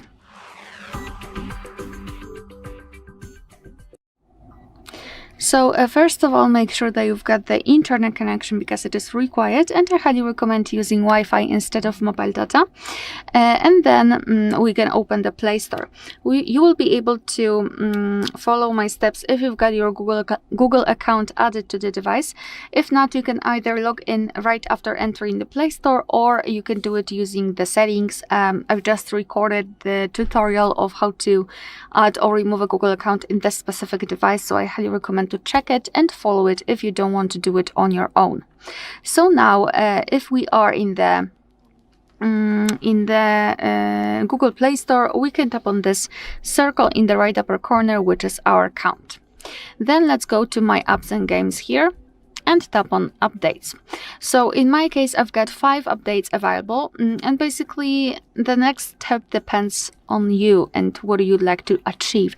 You can either tap on Update All, and then your device will download all of the updates and then apply them, or you can simply choose from those apps and then tap on Update manually and separately next to each app. So basically this is how it works. As you can see, after tapping on Update, your device will list the apps at the very top of the list, and right now it is downloading the updates, and after that they will be successfully installed and automatically updated. Alright, so that will be all. Thank you so much for watching. Please hit the subscribe button and leave the thumbs up. Hi everyone, in front of me I've got OnePlus 15R and let me share with you how to change the ringtone on this device.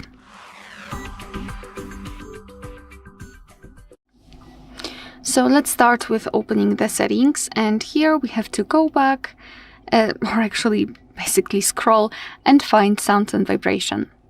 Then let's scroll down and localize this ringtone and alert sounds and tap on ringtone at the top. Now we have to choose from 2 different, or actually 3 different albums in which we've got pre-installed ringtones. So we've got Classic and Nature one, and right here we've got something which is called On This Device. And basically after entering it, you can open your own files. So if you've got something, for example, recorded or downloaded, then it should appear somewhere here and you will be able to choose it and set it as a ringtone. Let's go back and let me choose something from pre-installed ringtones. So I'll pick Nature. So now we've got the list of all ringtones. So all you have to do is to tap on it and listen. Listen how it sounds and decide whether you like it or not. So this is how it works. So let's pretend I'd like to set this Forest Morning as my ringtone. So just tap on it and make sure that it is marked and then go back. No kind of confirmation is needed. Let's go back again, and as you can see, it is notified right here, which means that from now on our device will use the chosen ringtone to notify us about the incoming call. Alright, so that will be all. Thank you so much for watching. Please hit the subscribe button and leave the thumbs up. Hi everyone, in front of me I've got a OnePlus 15R and let me share with you how to block the number of this device.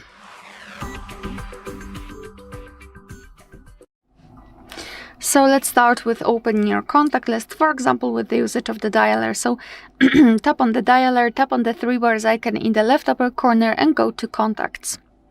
Then let's scroll and find the contact that you'd like to block and tap on it. And then scroll all the way down to find the option block numbers. Let's tap.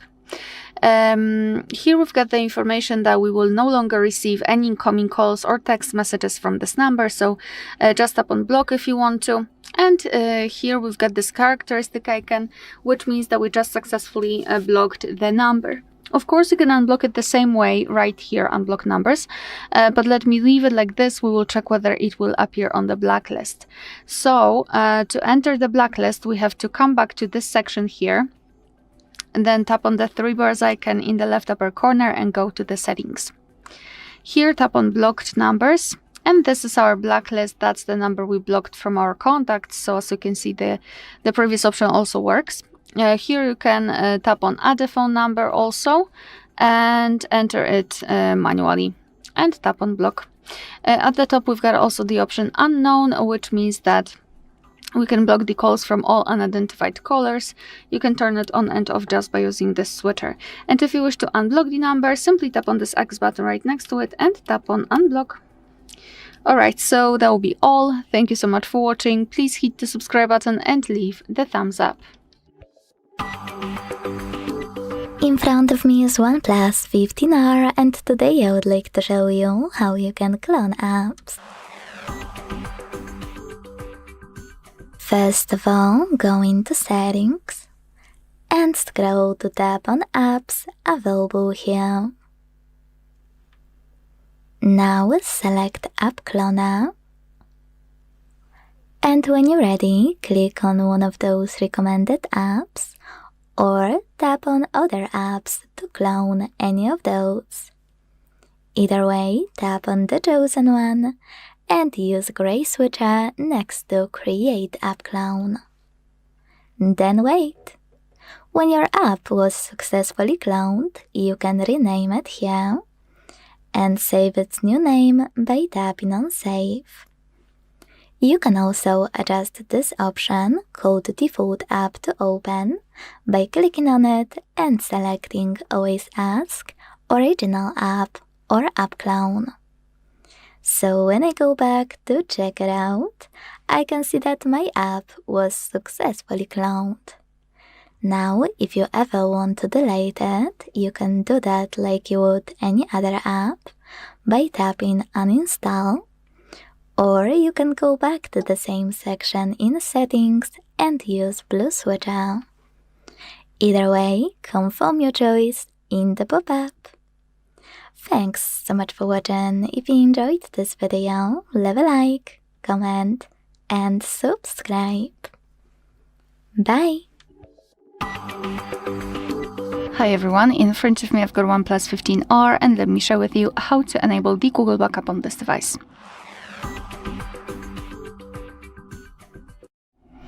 So let's start with opening the settings, and here we have to scroll all the way down to find System and Update.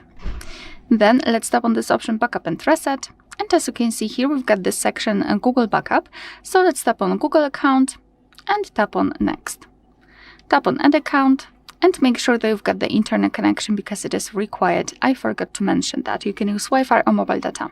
Here in this step you can either create a new account if you do not have your own yet, or simply type your email or phone. So let me do it. And tap on Next. So right here we have to enter the password. So just do it and tap on Next. Here we have to decide who will be using this device, so just mark the option and tap on Next. Google Terms of Service and Privacy Policy, you can tap on them to learn more and tap on I agree after reading. So here we can finally decide what kind of data you'd like to back up, so photos and videos or other device data or both. It's up to you. I'll mark only this one and tap on Confirm. Now we can tap on other device data, and here we've got some details, so we can check how much space we've got left. We can manage the storage, so for example, remove some unnecessary files. Under it we've got backup details, and here advanced option, and I highly recommend to keep this option turned off so you can avoid some charges. So to finish everything, simply tap on backup now, and basically this is it. Alright, so that will be all. Thank you so much for watching. Please hit the subscribe button and leave the thumbs up. Hi everyone, in front of me I've got OnePlus 15R, and let me share with you how to add or remove a Google account in this device.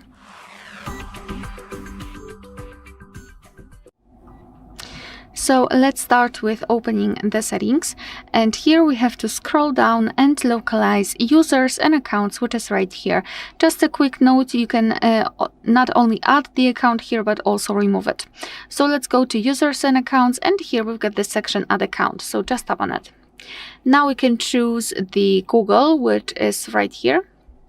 And make sure that you've got the internet connection because it is required. I forgot to mention, you can use Wi-Fi or mobile data. And here in this step, you can either create a new account if you do not have your own yet, or simply type your email or phone. So let me do it. And tap on next. So right here, we have to enter the password. So just do it and tap on next. Okay, let me, just give me a second. Alright, sorry, that was my bad. I've made a mistake, but here we are. After entering your password, you will be transferred to this step.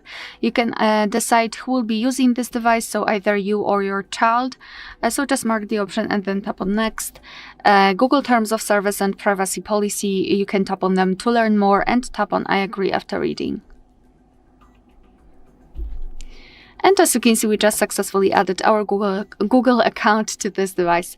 And as I said before, this is the same section where you can remove the account. So to remove it, let's simply tap on it and then tap on remove account.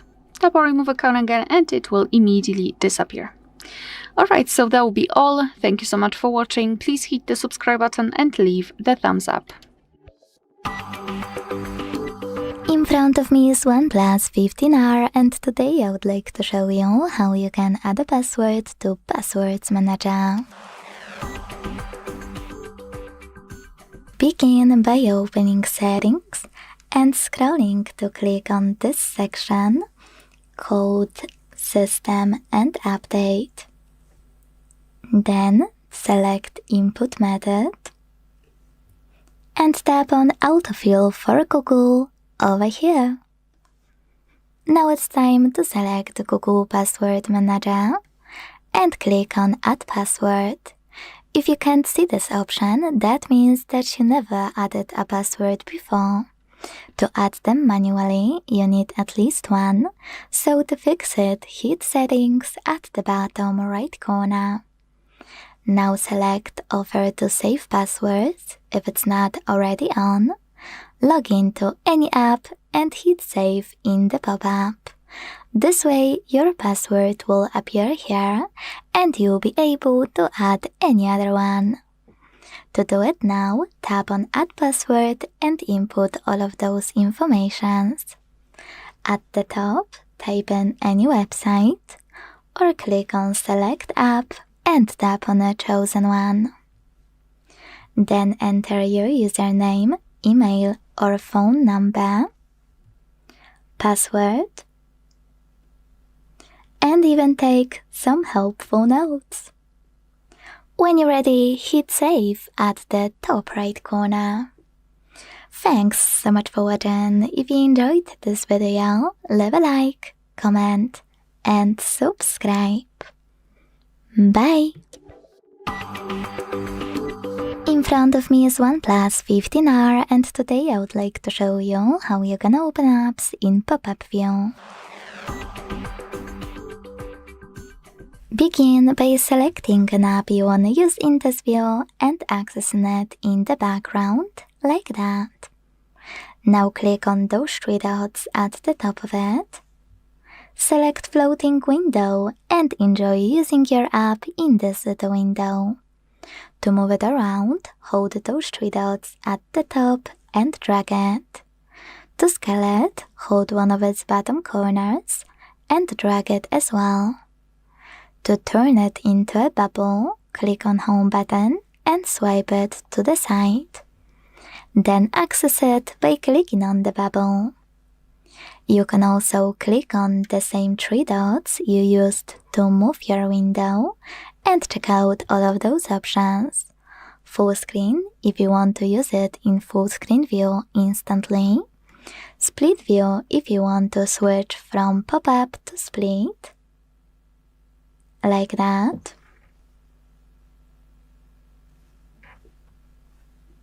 Minimize to turn it into a bubble. And close if you want to close it completely.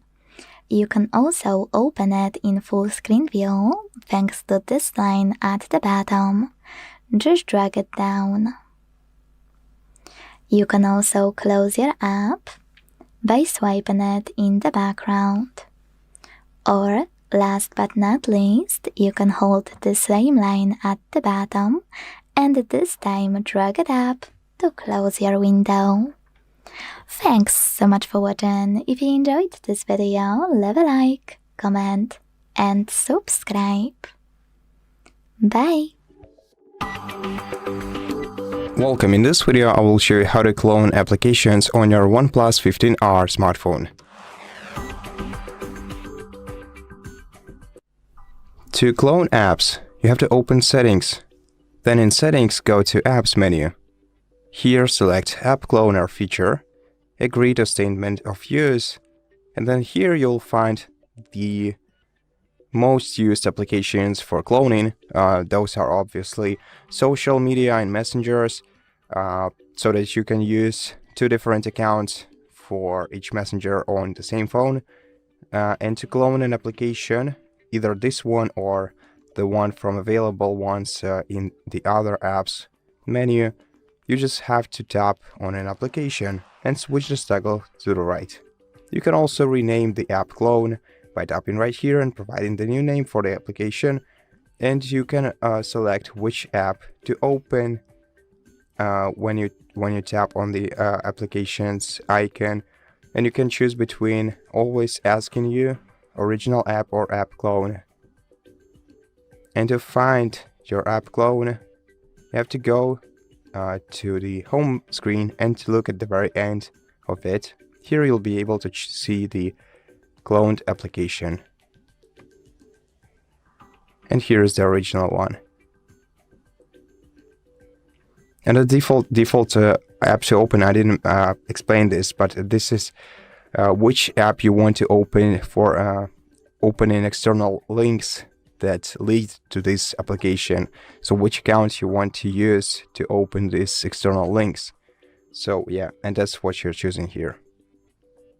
And to disable the cloned application, to delete the cloned application, switch the toggle to the left and then click delete, and the clone of the application will be uninstalled from your smartphone. And that's how you do it. Thank you for watching this video. If you liked it, please consider subscribing to our channel, leave us a like in the comment below, and I'll see you in the next one. Hi everyone, in front of me I've got a OnePlus 15R and let me share with you how to add the fingerprint to this device.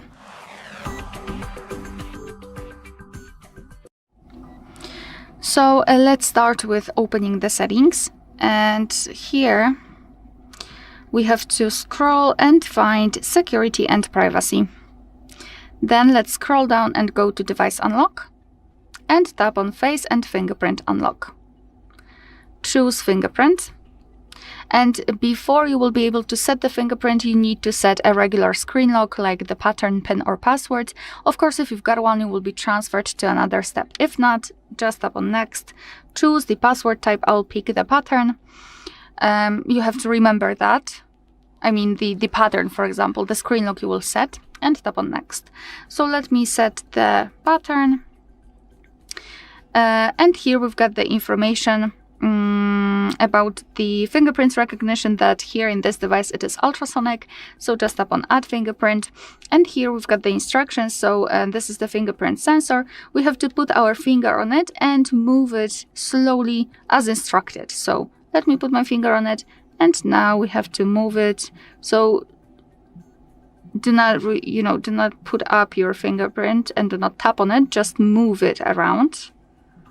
So this is how it works here, and tap on done. So this is the fingerprint section. That's the fingerprint we just added. We can rename it or remove it, add another fingerprint. Here we can decide for what we want to use our fingerprint for. Fingerprint animation, so if you like to personalize things, just tap on the option and it will be applied, and we can decide whether we want to show the fingerprint icon on the screen. So let me lock the device and let's check if it is working. So here we've got the fingerprint sensor. Let me put my finger on it, and as you can see, the device is unblocked, which means that we just successfully added the fingerprint. Alright, so that will be all. Thank you so much for watching. Please hit the subscribe button and leave the thumbs up. Hi everyone, in front of me I've got OnePlus 15R, and let me share with you how to change the keyboard language on this device.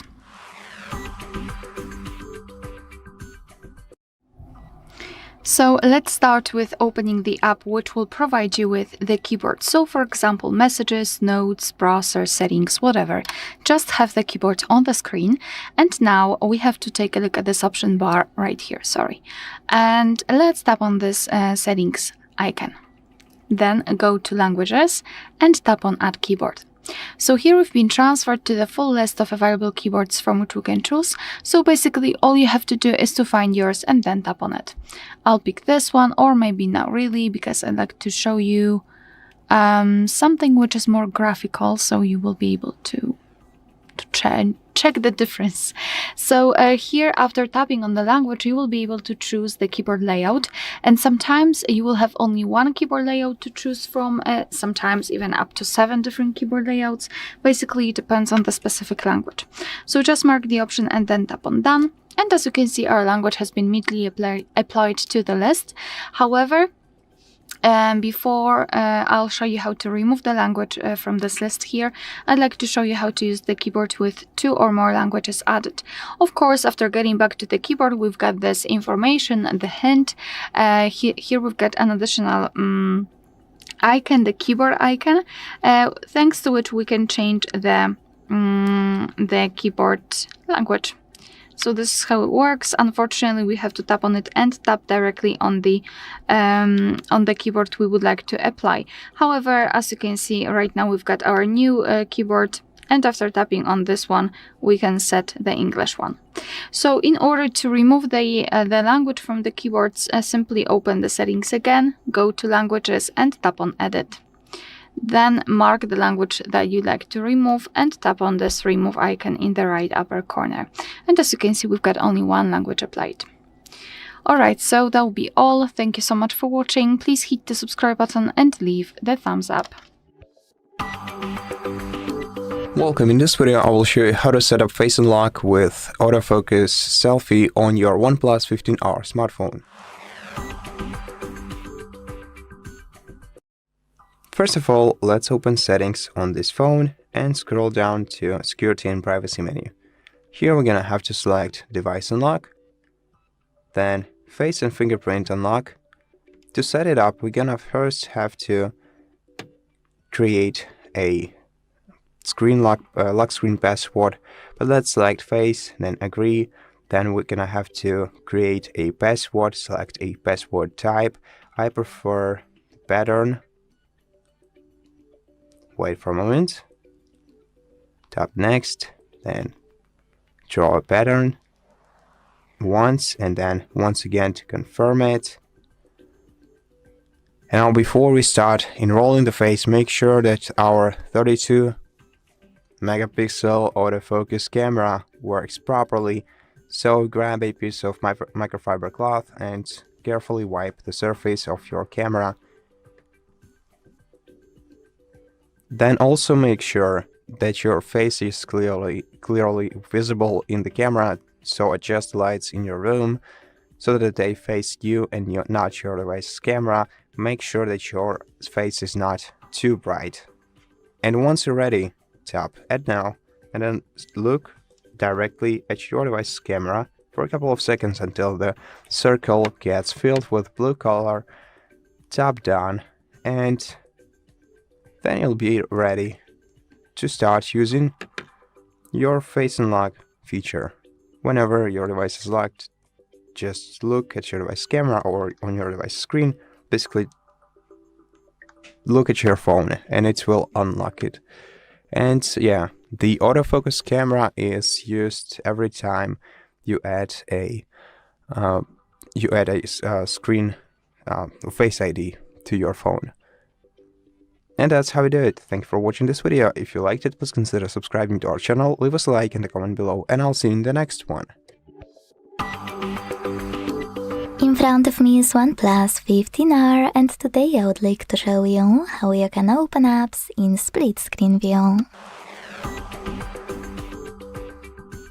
Begin by selecting an app you want to use in this view and launching it in the background like that. Then click on those three dots at the top of it and select Split View from the pop-up. Now it's time to tap on the second app and enjoy using both at once. If you wanna go back from this mode, use this line in the middle and drag it all the way up or all the way down. Then tap on Home button to close the remaining app. If you want to resize one of them, hold the same line and drag it until your apps will be perfect size for you to use. You can also close split screen by going into background apps again and swiping both like you would any other app. Quick tip most people miss that you can tap on those three dots located at the top of both apps, and this way get access to all of those options. Full screen if you want to use chosen app in full screen view right away. Floating window if you want to switch one into pop-up. You can always go back by tapping on split view. Expand if you want to resize your app quicker. Switch app, which is my favorite because you can switch your current one to any other one without exiting split screen view. And last but not least, close to close chosen app and leave only the second one open. Thanks so much for watching. If you enjoyed this video, leave a like, comment and subscribe. Bye! Welcome. In this video I will show you how to connect to a TV using Screencast on your OnePlus 15R smartphone. First, open Settings on your device and then scroll down to Device Connect option. Open it, then select TV Tile. Now, before we start casting the screen to our TV, first of all open Network Settings on your TV and check which Wi-Fi network you are connected to. Make sure that your phone is connected to the same Wi-Fi network by swiping down the control center and checking your Wi-Fi status. Then, in Screencast menu, tap Search for Display Services, then allow this program to use audio recording and location, photos and videos, and audio files. Tap Agree and Continue. Then give it 2 more permissions. Tap Agree and Continue again. Tap Turn On. And right now, if both devices are connected to the same Wi-Fi network, you should be able your TV on the screen. And once you tap on your TV, the Screencast will begin. Now besides, you can also access this feature quicker by swiping down the control center and looking for the Screencast feature here. So for me, it's on the second page. Here it is. So we just have to tap on it and wait until our smartphone finds an available TV. And if you don't see the tile, the cast tile on your in your control center, tap this pencil icon at the top and then select plus to add a tile, and then find the cast tile in here and tap on it to add it to your tiles menu.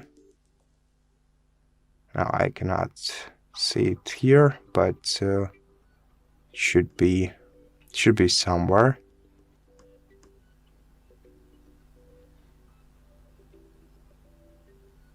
Here it is, in connection menu. And that's it. Thank you for watching this video. If you liked it, please consider subscribing to our channel, leave us a like and a comment below, and I'll see you in the next one. Hi everyone, in front of me I've got OnePlus 15R and let me share with you how to check the total screen time on this device.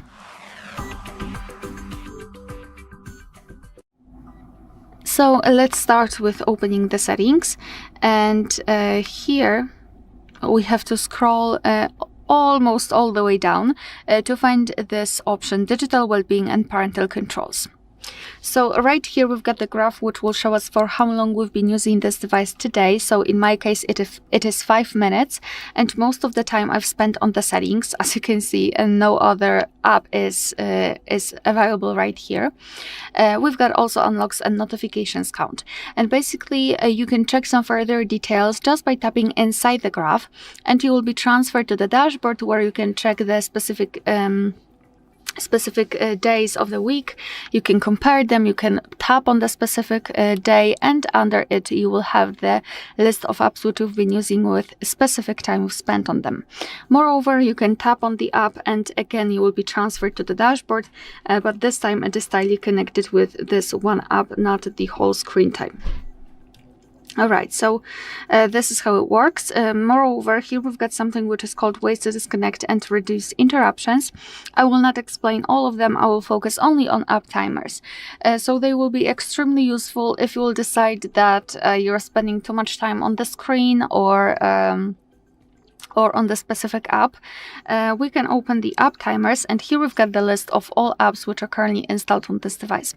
And what you can do here is to kind of block the app. So let me choose, for example, the camera. So just tap on this hourglass icon next to the app, and now we can set the timer. So for example, if I will set it for 30 minutes, it means that I can use the app for 30 minutes during a day. And after that time, the app will be blocked, and the timer will reset at midnight. And obviously tomorrow I will again be able to use it for 30 minutes. We can also set it for 0 minutes. Tap on OK, and now the camera is completely blocked out. It is grayed out. We can try to tap on it, but we've got this information that the timer ran out. So obviously maybe it is not the perfect way of trying to limit the screen time or the time spent on the app. However, I think it is a great first step into improving your well-being and trying to limit the usage of the specific app. If you wish to remove it, just go to the settings and here tap on the trash bin icon next to the app timer. Alright, so that will be all. Thank you so much for watching. Please hit the subscribe button and leave the thumbs up. In front of me is OnePlus 15R, and today I would like to show you how you can set up an alarm clock. Begin by locating OnePlus folder and selecting Clock app. Now tap on Alarm at the bottom left corner, and to create a new one, use this plus icon. Now start by setting up an hour at the top, and when you're ready, manage all of those options however you want to. Firstly, pick Repeat option. Ring once. Weekdays, you can adjust each one. Or Scramble. Over here, you can read all about it and adjust all of those options accordingly. You can also select Custom and pick days of the week manually. When you finished, click on Alarm Name to name it if you want to, and select Ringtone. Hit Allow. Tap on one of those options here, Default, None, Classic to get access to all of those ringtones, Spotify if you wanna log in and use music from it, Weather so your ringtone will change according to the forecast on your phone, or on this device, which allows you to pick any song from your smartphone and set it up. Wherever you decided, when you finished, hit vibrate to pick one of those patterns, disable vibrations by clicking no vibration, or synchronize them with Ringtone. Go back, hit snooze to decide how many minutes it will take and how many times it will repeat. You can also turn it on or off at the top. Go back, and to save your alarm, hit done at the top right corner. As you can see, mine was successfully added. To make any changes, click on it and change whatever you want to. Then select done again. To turn it on or off, use this switcher next to it and pick one of those options from the pop-up. If you want to delete it though, just hold it and click on delete. Thanks so much for watching. If you enjoyed this video, leave a like, comment and subscribe. Bye! Welcome. In front of me is a OnePlus 15R, and today I will show you how you can put this device into recovery mode.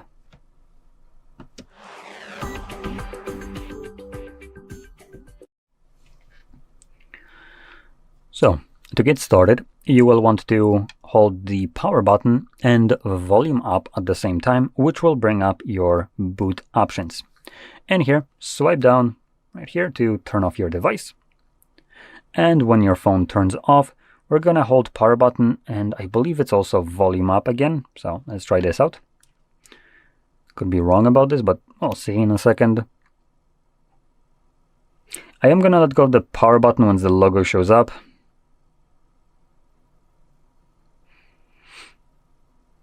And looks like I was wrong.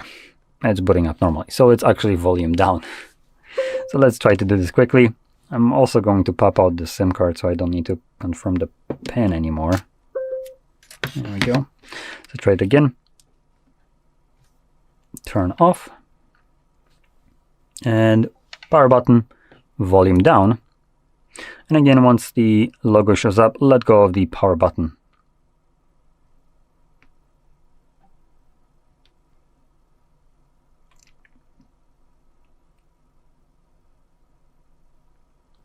There we go.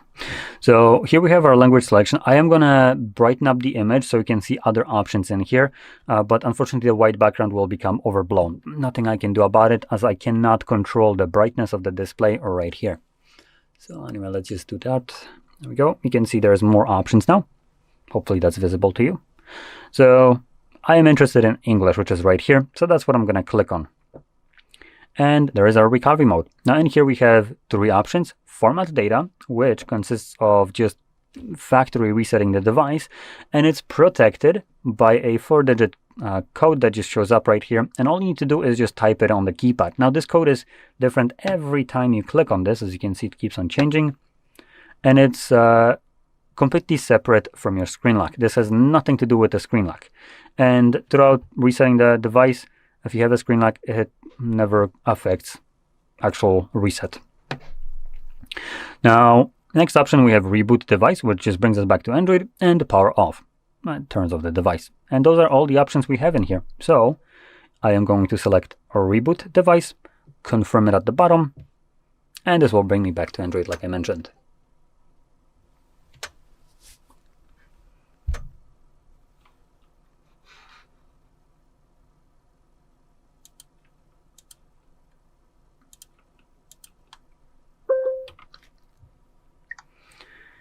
And there we go. So, if you found this very helpful, don't forget to hit like, subscribe, and thanks for watching. Hi everyone, in front of me I've got a OnePlus 15R, and let me share with you how to add the photo to a contact in this device.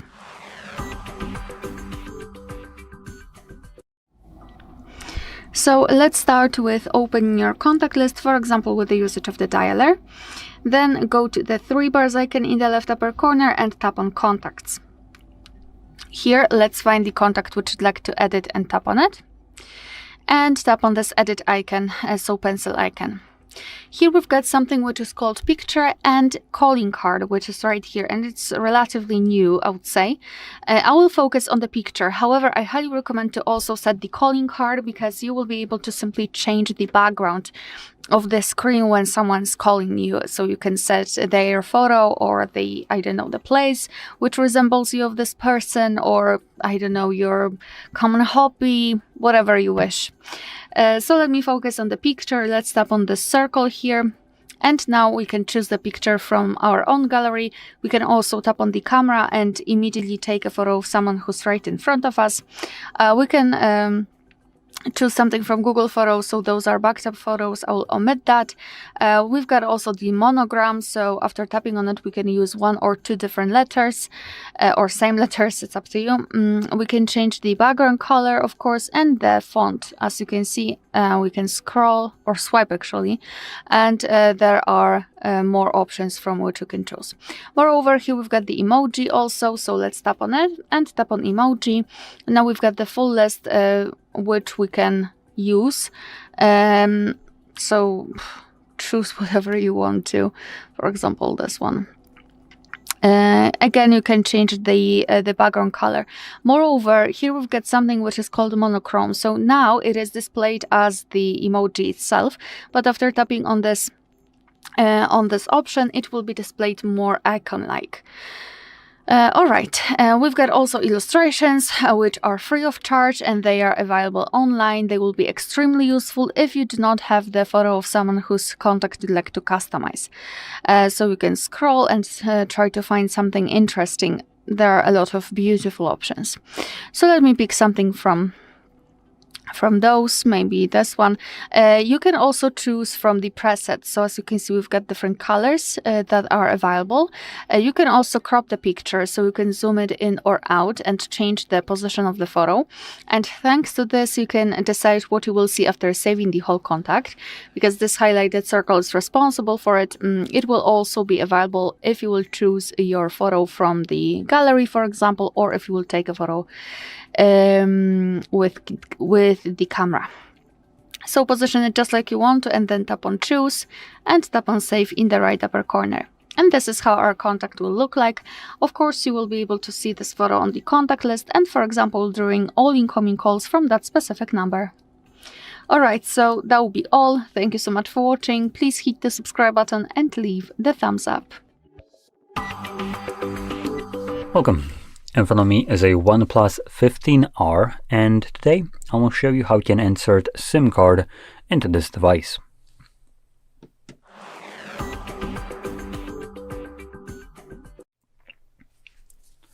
So, before we get started, you will want to grab a SIM ejector, similar to this one, which will come provided with the device and the box. Though it might not look as fancy as this one does, this comes with a budget device. This is something that you're going to expect more from a more expensive phone than this came from, ironically.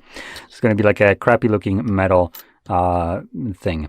Now, if you can't find any of this, you could actually use a paper clip, straighten out one of the ends, and it should work just as well, as long as it doesn't have that plastic wrap around the metal clip.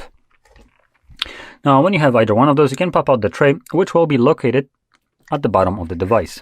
So you can see it right here. Now there's 2 holes, small one enough to basically could insert this. The one right here is actually a microphone. Now don't worry if you already poked it, nothing happens. It's already designed in a way that you're not going to damage the mic that is in there. But the one that you're looking for is this one, part of this cutout. So I'm inserted there, push it in, and you can see that the tray pops out enough for you to pull it out. Now on the tray you have space for 2 SIM cards, which you can see top and bottom. Now that being said, the bottom one, which is, if I can, there we go, get the camera to focus, says SIM 2. And SIM2 is interchangeable with eSIM. So if you're using eSIM instead, or you're planning to use one SIM card and one eSIM, or just eSIM, just know that the bottom tray, if you're planning to use eSIM, will be turned off. So no, whatever card you have right here as a physical card will no longer be detected by the device, as it's going to be looking for eSIM or trying to connect to it instead of looking for a SIM card that might be on this tray. So if you're planning to use one of each, make sure that you place your physical card, as you can have one of each only. You would place it on the SIM1, which is the top tray. And from there, insert it back into your device. And the card should start being read by the device, sometimes almost right away. There we go. So enter SIM, or enter pin for SIM1. So let's do that, unlock it, and we're good to go. Now my card won't actually find any reception because it's deactivated for some time now. But you can see that the phone is detecting it as it prompted me to confirm my PIN. So that's it. And additionally, if you're thinking of adding a SD card right here, no tray for that, so you can't, obviously. So anyway, that about sums it up. So if you found this very helpful, don't forget to hit like, subscribe, and thanks for watching. Welcome. In front of me is a OnePlus 15R, and today I will show you how you can capture a screenshot on this device.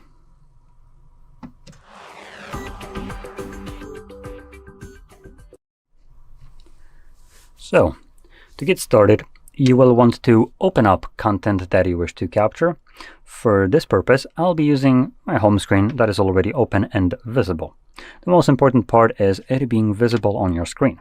So whenever whatever you want to capture is visible, all you will need to do is press the power button and volume down at the same time. Just a single click, quick one, like so. And that's one way you can capture a screenshot. As you can see, it gives you a secondary way of capturing same thing through 3-finger swipe down gestures. Now, that being said, there's a couple pages to this, so for different kind of ways of capturing screenshots, you can go over them, look at the animation, and see if something sparks your interest in capturing screenshots in a different way, cropped ones. And anyway, from there you can just get rid of this. So, just to give you a quick little example with the gestures, all you will need to do for normal screenshot, I'm not going to go into the cropped ones and like other ones. So you just swipe down and voila, it's captured. Now in here we have a couple options. There's scroll, share, and the first option visible there is something like Mindspace or whatever the hell it was. That is basically AI space in a way. It pulls a image that you have captured and it saves it there, and also allows you to search it or copy information from it. Like if it's an image with text that you normally wouldn't be able to copy because it's an image, that would allow you to do so.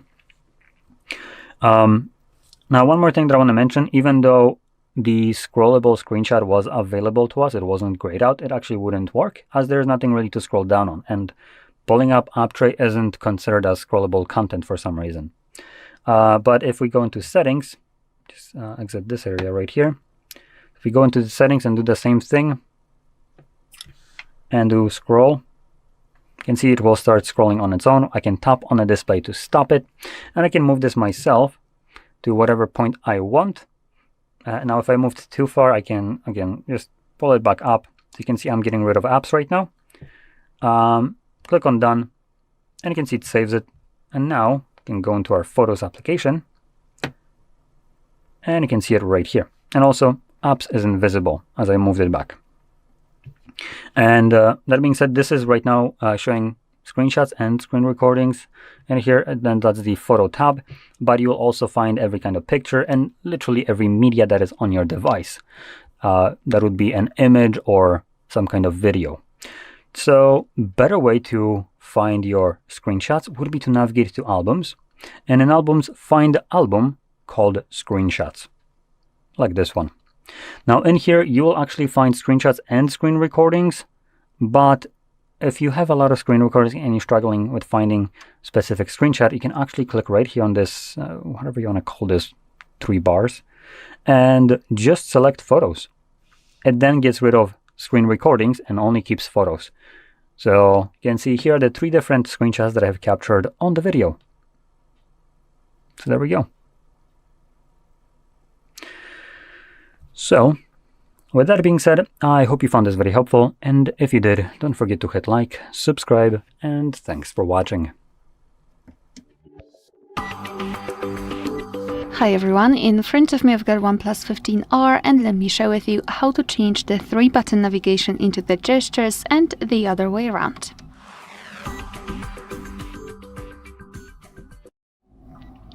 So let's begin with opening the settings, and here we have to scroll all the way down to find System and Update.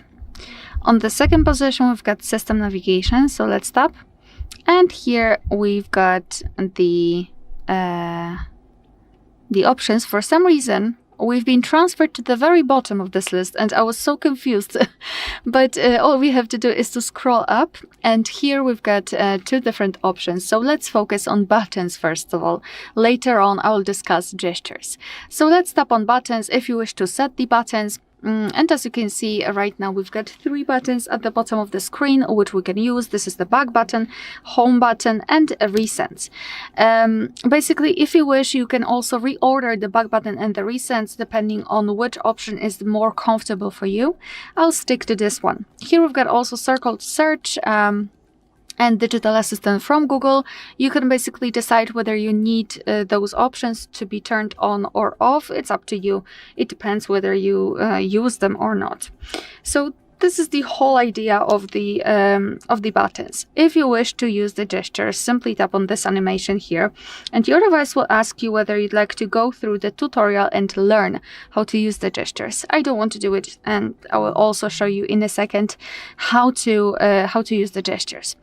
So instead of the 3 buttons, we've got this line which is responsible for specific gestures. We can hide it just by tapping on the switcher if you prefer to have this clean screen look, but it's up to you. Here you can also decide whether you need to feel the whether you want to feel the vibrate on navigation feedback, whether you want to feel the vibration feedback on back navigation. That's what I wanted to say. Here we've got also the option mistouch prevention, so in game, in full screen, or off completely. You can go through the tutorial again. Here we've got the sensitivity to back gesture. You can set it or high or low end. And to be honest, I highly recommend to get back to this option after a while of using the gestures. So you will be actually able to decide whether you need the sensitivity to be higher or lower. Under it, we've got the circle to search again, Digital Assistant, and also swipe animations, which are in their beta version. You can turn them on and check or not. It's up to you. So if you wish to come back to the previous page, just like by using the back button, you have to swipe your finger from the side to the center, and if you can see, this arrow releases the finger, and the same situation from the right side. If you wish to come back directly to the home page, swipe your finger from the bottom to the center of your device, and make sure that this motion is quick and short, so something like that. And if you wish to open the recent, repeat the gesture, so from the bottom to the center, but hold your finger somewhere here, like that. And here you've got, oh my god, the recents. If you've got more than one app open, and you'd like to quickly change between them without the need to enter the recents, etc., you can simply swipe your finger at the bottom from the right to the left, just like that, and you can quickly move between the opened apps. Alright, so that will be all. Thank you so much for watching. Please hit the subscribe button and leave the thumbs up. Hi everyone, in front of me I've got OnePlus 15R, and let me share with you how to enable the night light or eye comfort mode.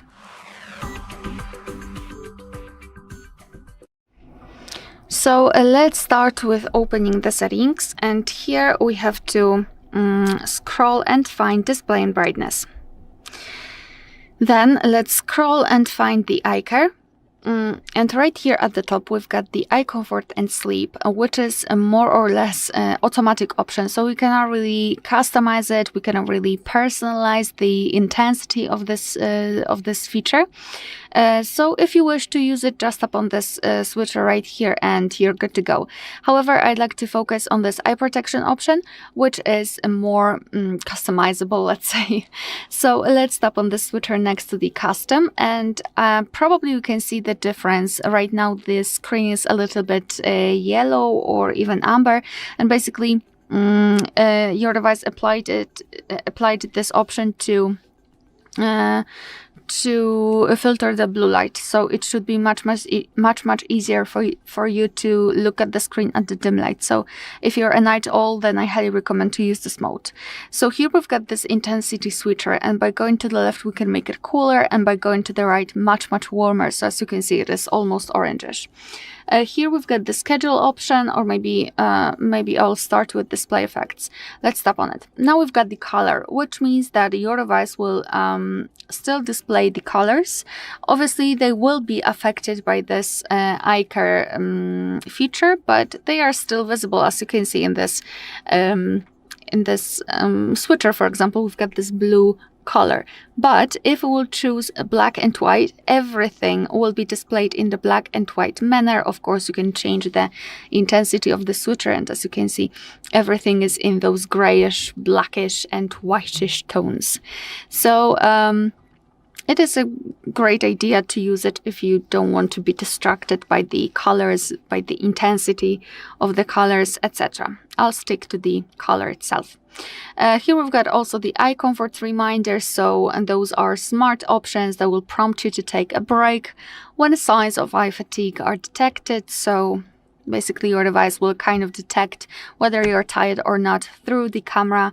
So it's up to you whether you want to use it or not. Here we've got also the schedule option, so let's tap on it, tap on the switcher, and now you can choose the start and the end time, and your device will apply the mode accordingly to the hours you've set right here.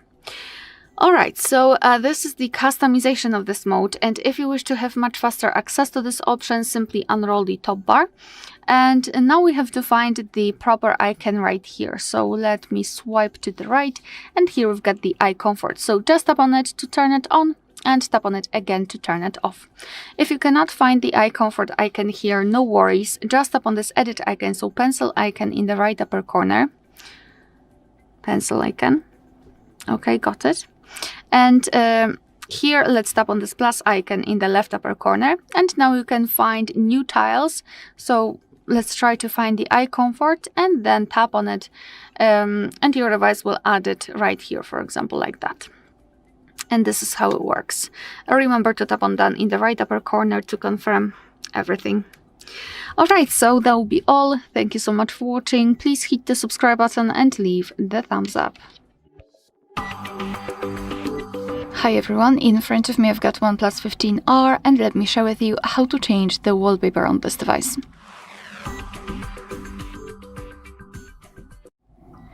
So let's start with opening the settings, and here we have to scroll and find a home screen, lock screen and style. So right here we've got the Flux themes. So we've got different wallpapers from which we can choose, but they are associated with themes.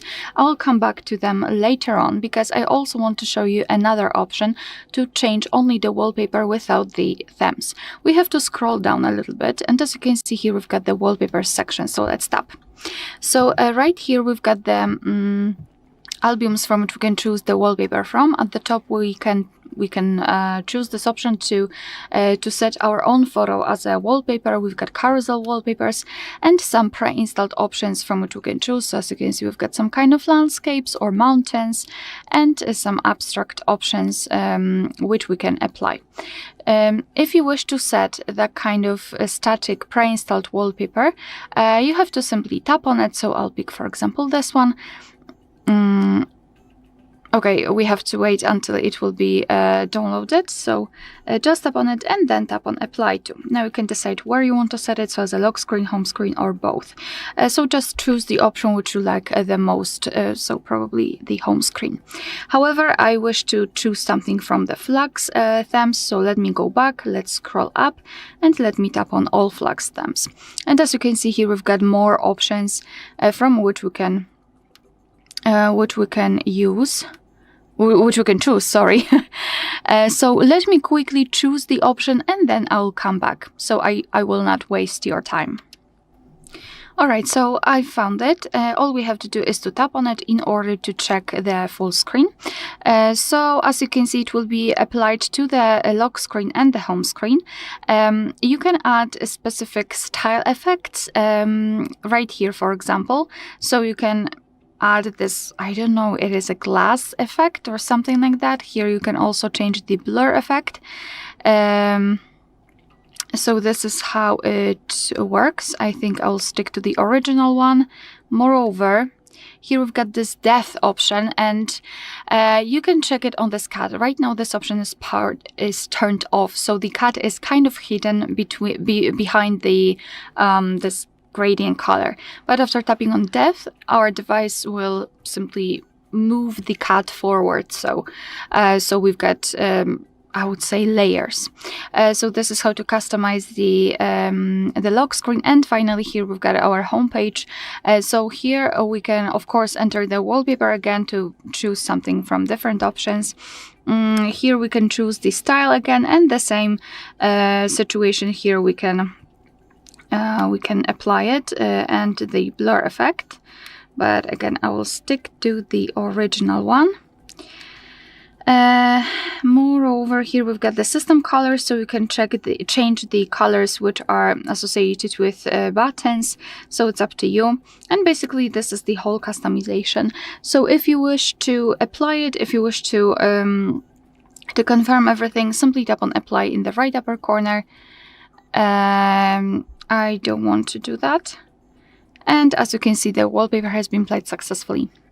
Alright, so that will be all. Thank you so much for watching. Please hit the subscribe button and leave the thumbs up.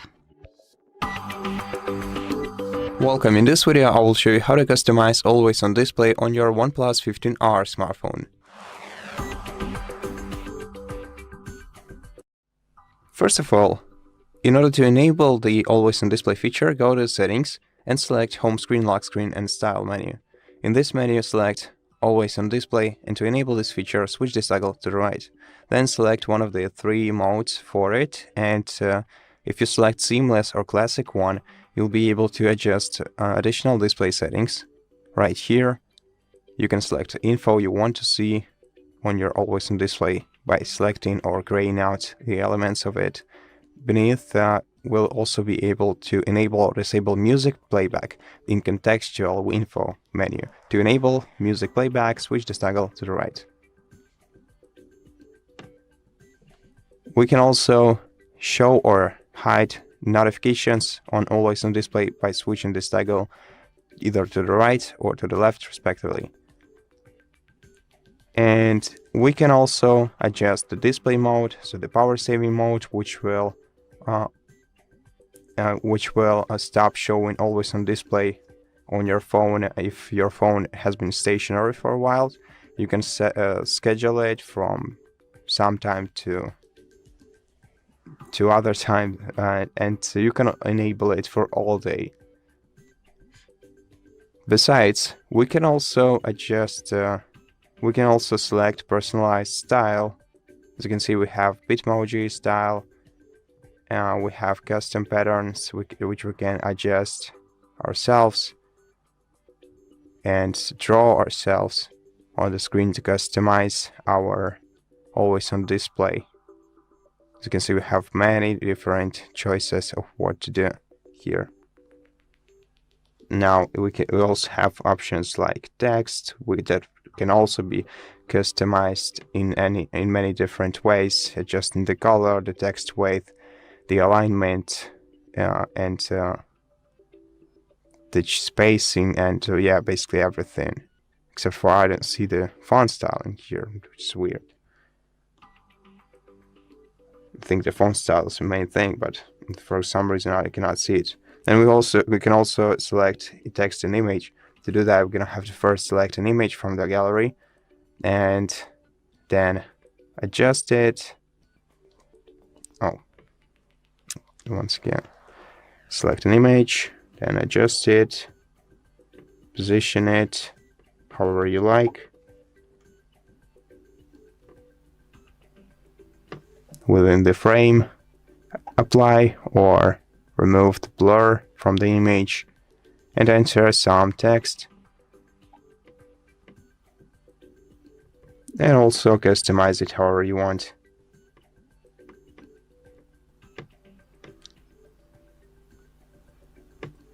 And besides, we also have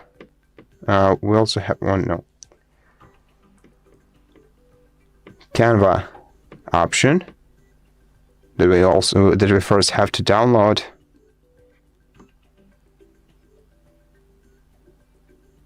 And in Canva, we're gonna have to select a photo and let the AI edit it. So let's choose another photo. Let's choose the same photo actually. I think this will be a good one. Tap generate and see what this mode does. Something like this. So it creates a pattern out of our photo, which we can then customize and put on our devices, always on display screen.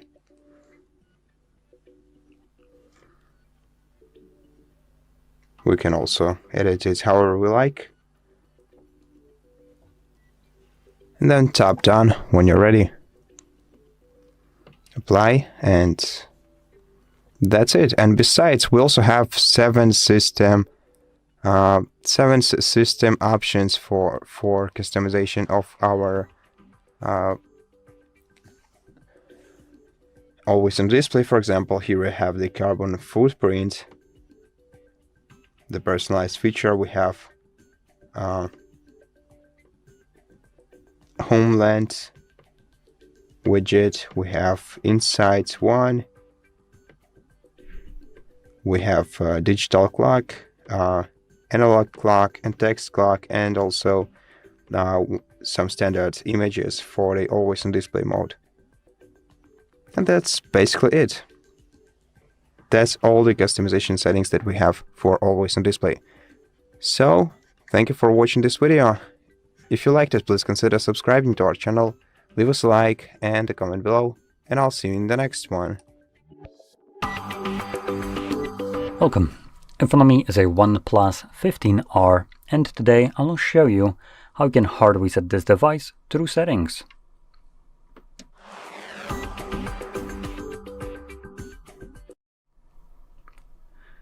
So, to get started, you will want to open up your settings application, and in here, scroll to the very bottom, and you want to select System and Update. Now, right here, we'll have Backup and Reset. So we're going to click on that. And before we get to resetting the device, I do want to talk about backing up your device. So if you're not interested in that, you already done it, by all means, skip forward. But there's a couple different ways you can back up your device. So the first one would be through Google account. Now this is the inferior way, and I don't actually recommend using it. There's many problems with it in terms of how it's being done. So just to give you an examples why I don't recommend it. Number one, Google Backup doesn't back up all your data. So for example, photos won't get all backed up if it exceeds your Google cloud storage, which from what I could see is 15 gigabytes, at least it is for me on my device. So if it exceeds 15 gigabytes, anything above that just gets completely lost to you, right? And it doesn't get backed up. That's one thing. Another one would be applications aren't physically backed up. There's no like up backup. You will always need internet connection to restore the data, as the applications that are backed up is just we could consider this like a file where it's where the device gets an info what application it needs to re-download. So this backup is as good as you just opening up a Play Store and re-downloading all these applications yourself. Now, it's also very crucial to know that it only backs up, if we can again call that backup, applications that are from Play Store, that originated as a download from Play Store. If your applications, even though they are on Play Store but have been downloaded by you from any other site, website, or other alternative stores, these don't get completely backed up at all.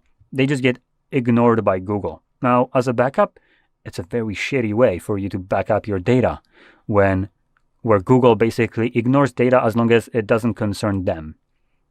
So This is primarily done for Google to have more data on you so they can monetize it and make more money off of it. But like I said, there are better ways of it, so ignore that garbage and use the option above, backup and migrate.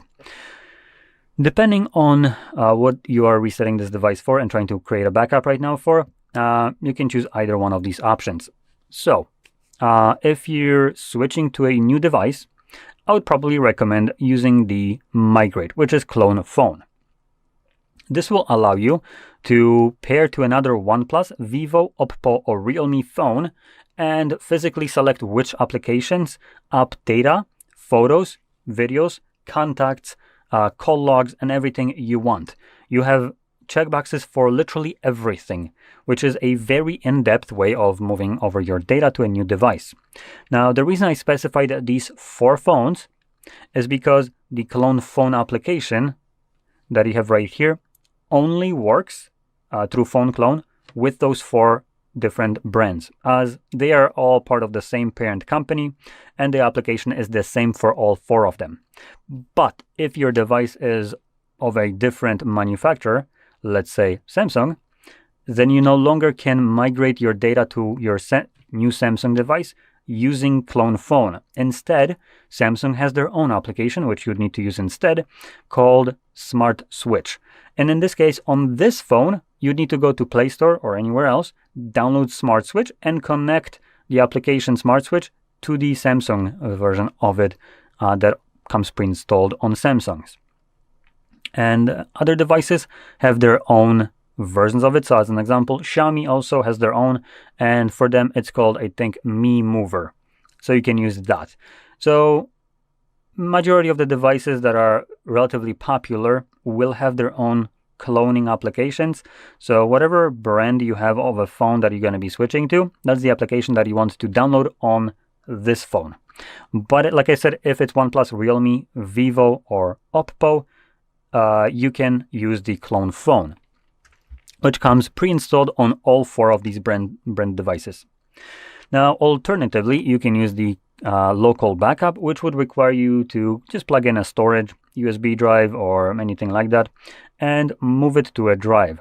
This would give you access to restore it to other devices through that drive, but I don't know if this doesn't lock it to, again, the 4 brands, the Oppo, Realme, OnePlus, and Vivo, as it could possibly be using the same method of that the clone phone does to the same application. Instead of migrating it to a phone, it's migrating it to a SD card or something along those lines. So I do urge you, if you're planning to do it this way, to first check if this backup will be available to you on other devices. Now, once you're done with backing up your device, you would go back in here to backup and reset and select Reset Phone. In here, you want to select Erase All Data. Give it a moment and it will bring up this pop-up, Permanently Clear All Data.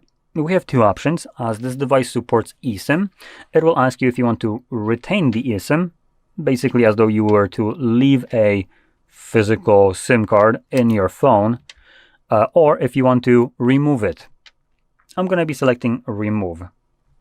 Next, it gives us another pop-up, Clear All Data. All data, including your eSIM information, will be cleared permanently. This operation cannot be undone, but won't cancel any mobile service plans. So it doesn't affect your SIM card provider, like payments and anything like that. It just affects the idea of if the phone still connects to the network and remembers the phone number of that eSIM.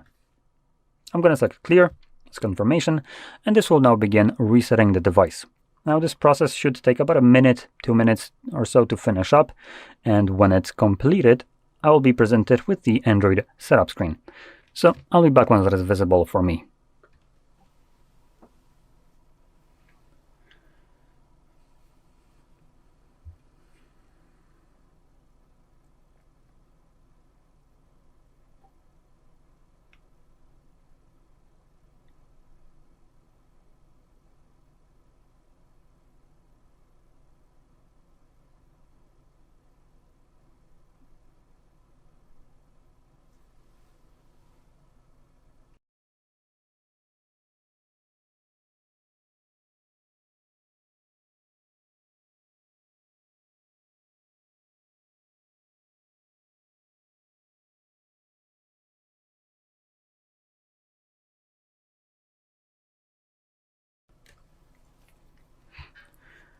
So this actually took less than a minute, which is pretty great.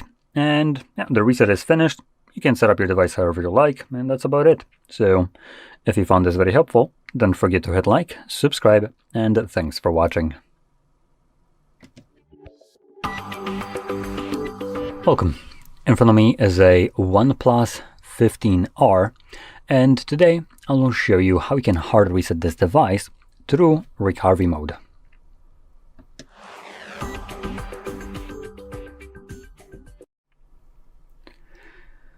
So, before I get started, I'd want to quickly mention a couple important things. So number one, you can do this kind of process in order, or like reset, in order to get rid of a screen lock that you might have set and you don't remember. Maybe your child set it up or whatever the case may be, you can get rid of it.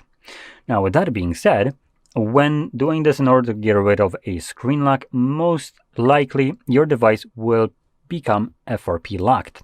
This happens when said phone before the reset also has a Google account signed in on it. So if I go into user and accounts, and in here I have a Google account, then it will become FRP locked.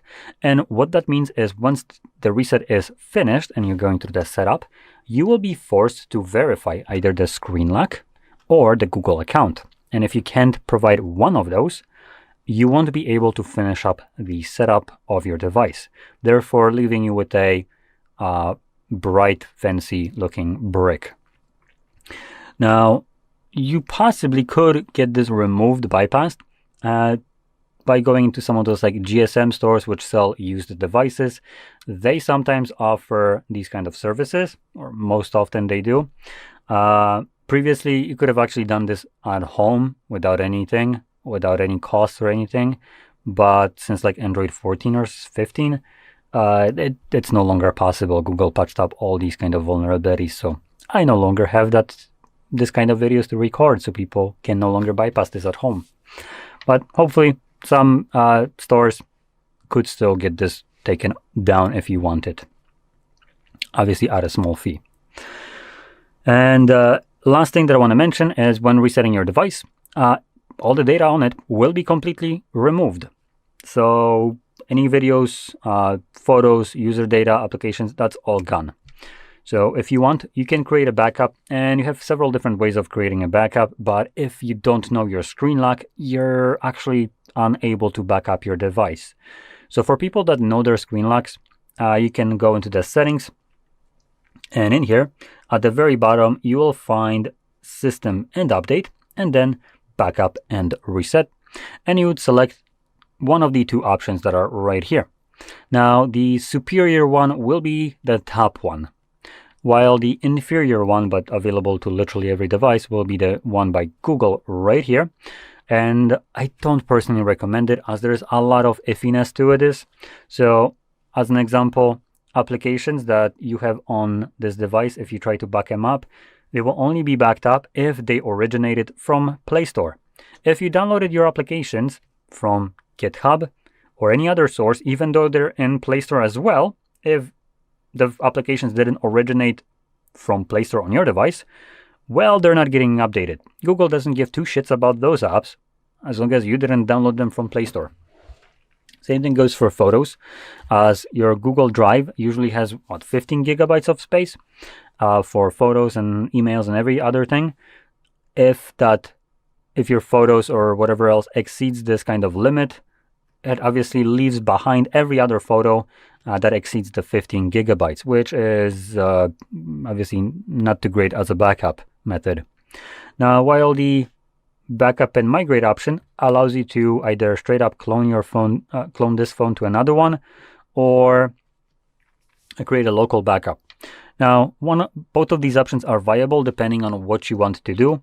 If you're resetting it this way or in any way because you get a new phone, and then you could do the clone phone. But keep in mind, the clone phone will only work if your new phone, if this one will be the old one, is also OnePlus, Realme, Oppo, or Vivo. One of those 4 devices, they all use the same app called clone phone. But as an example, if you have something like a Samsung, and Samsung is your new phone, then you will need to download the app that Samsung uses instead.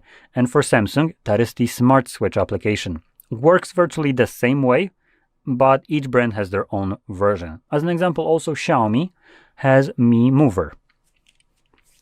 So that's one thing. As a cloud, or not cloud, but local backup, I believe it also uses the clone phone as a basis for this, but it allows you to, instead of move your data to a new phone, to move it into a SD card.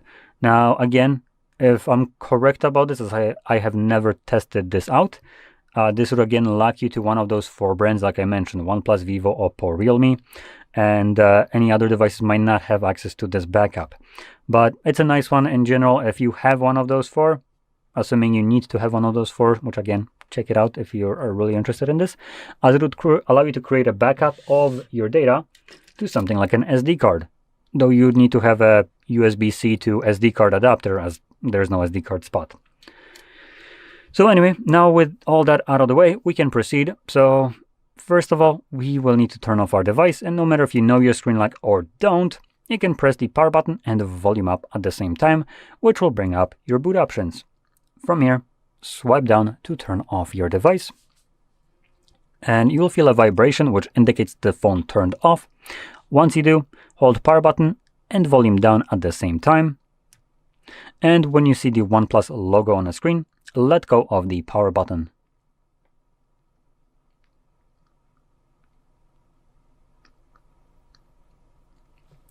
Now I'm going to brighten up the camera just so you can see other options here. As you can see, there now is more options visible. There is no brightness controls on here, so I apologize for that. I do need to overblow this, overblow the background. This is the only way I can show this. But anyway, and here we're going to choose our desired language, and for me that language is English. And next we have the option to format data. You want to click on it. It will generate a random code right here. You can see right now it's 9137, but don't worry, this is completely unassociated with your screen lock. So this code is just a confirmation that you didn't click on this option by mistake, and it's protected by this random code. So like I said, right now it's 9137. If we go back in here, it's now different. It's not 9137, it's now 2085. So it changes every time you click on this option. So anyway, let's tap it in. And also, if you do it too quick, sometimes you might skip a number, as you need to be a little bit slower about it. So just make sure every one of these get actually entered. And once you type it in correctly, it gets you this pop-up right here, format data. All user data will be reset. Format. And it's already done, so we're going to click on OK. And this will automatically reboot the device and continue resetting it, which will take less than a minute. So I'm going to let it finish up and come back once I already have the setup screen visible.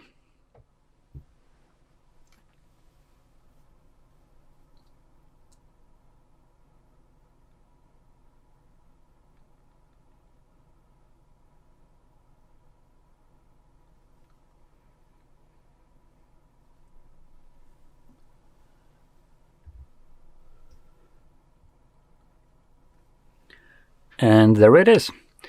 So, if you found this very helpful, don't forget to hit like, subscribe, and thanks for watching. Welcome. In front of me is a OnePlus 15R, and today I'll show you how you can enable and set up your portable hotspot.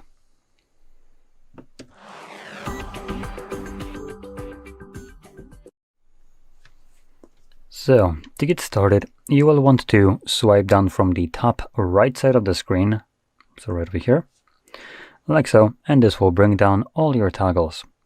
Now, we have 2 pages of them by default. Now, if you can't find your hotspot toggle on either page, you can add them by clicking right here on this pencil icon, and then click on the plus, and find your hotspot somewhere here. Now, you'd be looking for a toggle that is a little bit more visible. The grayer ones, like these, are ones that are already added. And once you find it, you would just simply tap on it. You can see it would get added, and from here, just click on done right here, and you're good to go. So once you have the hotspot toggle visible in here, like I have it right here, you can hold it in this list, and when you do, it shows you the password. and that will be more important obviously for connecting to it. But what I'd like to do is select actually more settings, then tap on the hotspot settings, which automatically selects the password and allows me to change it. Now this isn't a fun password to try to type, so I do like to always replace it with something a little bit more simple, similar to my memory. And we can make it as simple as you want, as long as it's 8 characters in length. That's all that matters. And it can be letters, numbers. There's no like defining factor right here. I just chose numbers only for the simplicity sake. Now below that we actually have a couple more options. We have things like the AP band, and you can see we have 2.4 and 5 gigahertz. Now on top of the fact that we have 5 gigahertz option right here, there is also a toggle below, use Wi-Fi 6, which if I'm understanding Wi-Fi correctly, that is Wi-Fi 5 gigahertz. So I'm not sure why it's like separated from it, because by using Wi-Fi 5 gigahertz, you're by default using Wi-Fi 6. So I'm kind of confused about this, but whatever. Maybe I'm misunderstanding this. But in general, either one of these options is viable. But if you don't know what these are, I would probably recommend more sticking with the 2.4. I'm going to explain it just so you're aware of what these do, and maybe you can make a more educated choice in the future or even now. So the 2.4 gigahertz Wi-Fi network is one that was basically the beginning of Wi-Fi. It's used by literally every device that has any kind of Wi-Fi connectivity. As long as it claims it can connect to Wi-Fi, it can connect to the 2.4. So that makes it super versatile. Now, because it is an older kind of frequency one, it's number one, very crowded, as literally everyone has nowadays, you know, router at home and multiple devices that do use the same kind of frequency to connect to each other, to network, and so on. So these networks are very crowded, and that could pose some kind of problems in terms of maintaining a connection. So in cases where your connection is unstable, something is just not working as it normally should, you could swap it to 5 gigahertz. Now 5 gigahertz, apart from being faster, as it claims right here, has a little bit more to offer than just speed. And truth be told, on a mobile network, speed is definitely not one of those things that we'd be looking for as a reason to switch to the 5 gigahertz. So before you switch to this, there is a downside to 5 gigahertz. Older devices that don't use Wi-Fi 6 will not support 5 gigahertz network, and therefore if they don't support 5 gigahertz and only the 2.4, they just simply will not see this network when you turn it on. So you would have to go back here and switch it back to 2.4. Now the upside is the 5 gigahertz frequency is a little bit more open. It's like if you compare these two to each other, it's like the 2.4 being just a single lane road, while 5 being a highway. So it's a little bit more accommodating for wider or more signals in general, and it just handles it much better. On top of that, it does also allow more devices to be connected to the single network compared to the 2.4.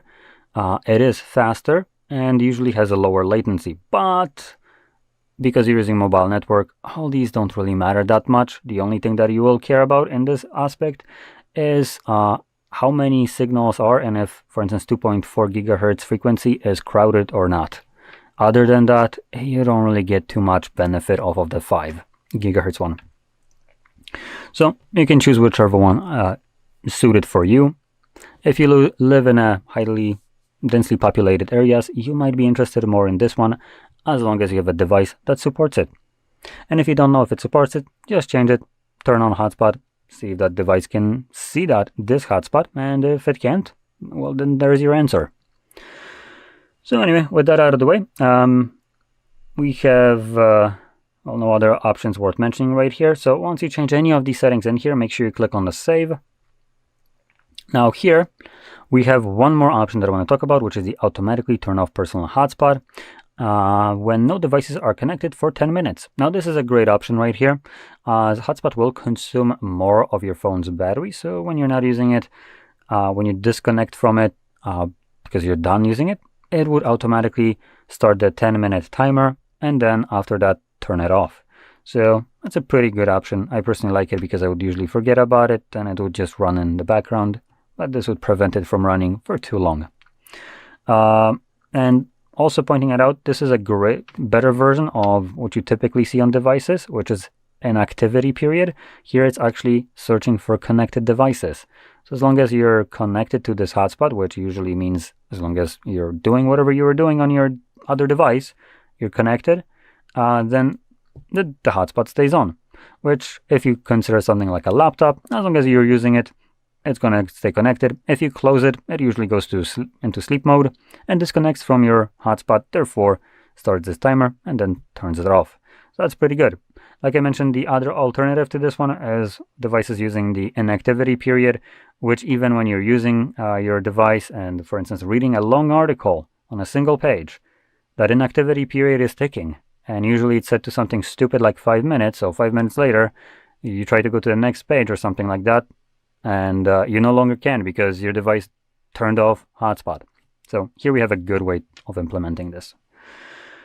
Anyway, from here, once everything is set up, you can just find this toggle once more, and instead of holding it, you can just simply tap on it from now on.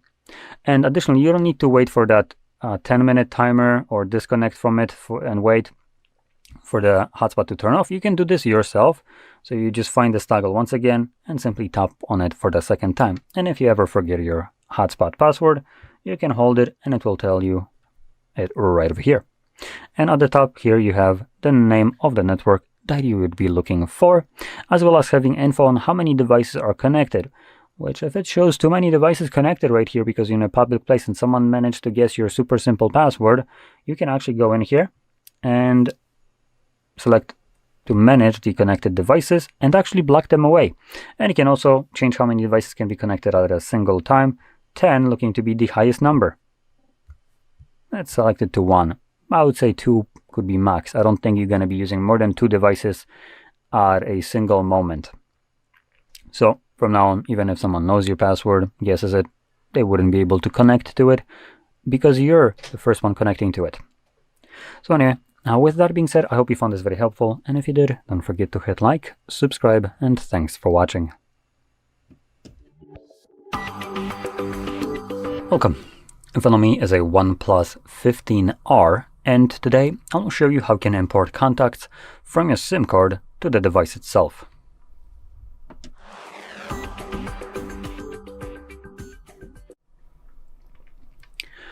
So, let's get started by opening up our contacts application, which for me is, there we go, right over here. Now, unfortunately, we're going to be using the contacts by Google. And there is no other one right here, so that's a bit unfortunate. And out of that unfortunate crap is the first pop-up that you get when you open this trash app, which is allow contacts to send you notifications. Now, just before you get confused, this isn't referring to the numbers, specifically contact as a, I don't know, your friends. This is referring to the application itself sending you notifications. Now, why in the high heaven hell would contacts ever need to send you notifications of what is beyond me? So obviously, we're going to be not allowing that because there's no reason why this application should ever send you notifications, and the only notifications it will be sending you probably will be ones that will be associated with what I'm about to tell you to do, which will be Google bitching about the fact that you haven't synced contacts with the cloud. Wah. So in this case, obviously, you wouldn't want those to be ever given to you. Like, let's be honest here.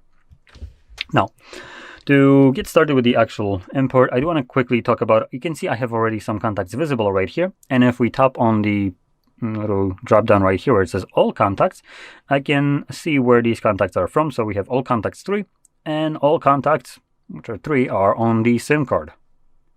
I also have a device as an option. Now, I do not have Google account as an option as I am not signed into one, by the looks of it at least. But this will become a little bit important in a moment. So, to import our contacts, we will navigate to Organize, and then we're going to select Manage SIM. In here, you will have this kind of window, Manage SIM, and on your end, you will see one of two options. I think right here, and at this moment, it's still the old one where it says, it gives you the drop-down menu right here under the Manage SIM, and by default, it most likely selected your Google account as a default import location. Obviously, you want to change that, and I'm going to get into that in a moment. But before I do, there's another thing. Depending on where you're importing your contacts to, these contacts might be deselected and grayed out. So you are not able to select them yourself. By default, they should all be actually selected as long as they don't already exist where you're trying to import them to. If they are deselected, that means that they already are where you're trying to import them, and the device is just stopping you from duplicating them. So if they're grayed out, don't worry. You don't need to import them again. They already are on your list. Now, in that drop-down menu, obviously I recommend changing it to the device instead of Google account. And that's one of the ways where you're going to see it. Now, I started seeing new devices, which also could be put into this one with an update, which instead of having a drop-down menu under the Manage SIM, you will have a little banner show up right here at the very moment where you click on Manage SIM, and by default it will have the device and account, Google account set as default option, and that's going to be always visible and selected. Under that you will have a More option. Now the banner is about this damn big with those two options, with device and Google, and under that a second option being More. And if you click on that More, I shit you not, this is by how much it will go up. And apparently this was not enough space on the screen to make that More into not a collapsible piece of shit that is hiding away device only option. Now clearly Google doesn't want you to do this. Obviously, Google isn't in a business of making your life easy. They're in a business of selling the living shit out of your personal data so they can make profit off of it. So privacy is not one of those things that you get right here. And if you do try to, they're going to be very effing annoying about annoying the living shit out of you so you actually fold and allow them to snatch that data from you. So, again, still, select the device only. And the reason for that is, when we select import, oh, for God's sakes, it also gives you this stupid shit. So let's talk about this. Boy, oh boy, is this absolutely fucking retarded. So this abominable garbage right here wants to delete your contacts from the SIM card because you import them. Now, again, this is Google trying to remove your backup that you have as a hard backup on your physical card, SIM card. So then they can pester you about creating a backup onto their cloud. So when something happens to your device, you have a backup of your contacts. Well, you dipshits, if you didn't try to delete them from a SIM card, every one of us would still have a backup of them on our card. And you see, that's no bueno for Google, as you actually still have control over your data and you don't need to rely on them. And obviously you're going to be selecting keep, because there is no benefit in deleting contacts from your SIM card. SIM card itself has storage only for contacts and nothing else. So why would you delete them if they're there because they're your contacts and the storage there is designed to only hold contacts and nothing else? What would I possibly want to clear this data for? To store what exactly? Contacts? Which you are clearly trying to delete? So obviously we're gonna, like I said, select keep, and this will now import our contacts. This pop-up might show up at points. You will most certainly, when you're signed into Google, get a pop-up to sync your contacts to the cloud, and this will happen every time you open up the Contacts application. But you don't need to worry too much about that. Contacts application isn't like typically used for managing contacts. Before I continue, you will typically be managing your contacts through, obviously, here. You're going to be searching for them, and obviously the dialer pulls contacts from the Contacts application, so it makes it a little bit easier in this aspect. Here, you're just going to navigate to, for instance, add new contacts, edit existing ones, and so on. So now that we have imported our contacts, we can navigate to the list right here, which looks like it hasn't changed at all. But if we click on the all contacts, you can see that now I have 3 contacts on the SIM card, 3 contacts on the device. And again, total contacts is 3, just because these are the same contacts on both storages, SIM and device. So there is realistically only 3 different contacts. So now the reason I recommend importing your contacts to the device instead of the cloud is because of what you're about to see. So if we click on any of these contacts, we can now click on edit. And we have 2 different ways we can edit them, either the contact that is on the SIM card or the device. Let's start off with the one on the SIM card, as this will give you the difference, kind of visible difference of what you can do. So on the SIM card, you can only add the name of the contact and the number itself, and that's it. Now if we close this and click on the other contact to edit it, now here you can see we have a heck a lot of information that we can add. We can add the contact photo. We can add an additional photo when someone is calling us, which is full screen, which usually means the contact of a person this contact belongs to. Additionally, we can add first name, last name, company, phone numbers, as in multiple numbers, as you can add different ones, and you can label them if it's a mobile phone, home, work, or anything like that.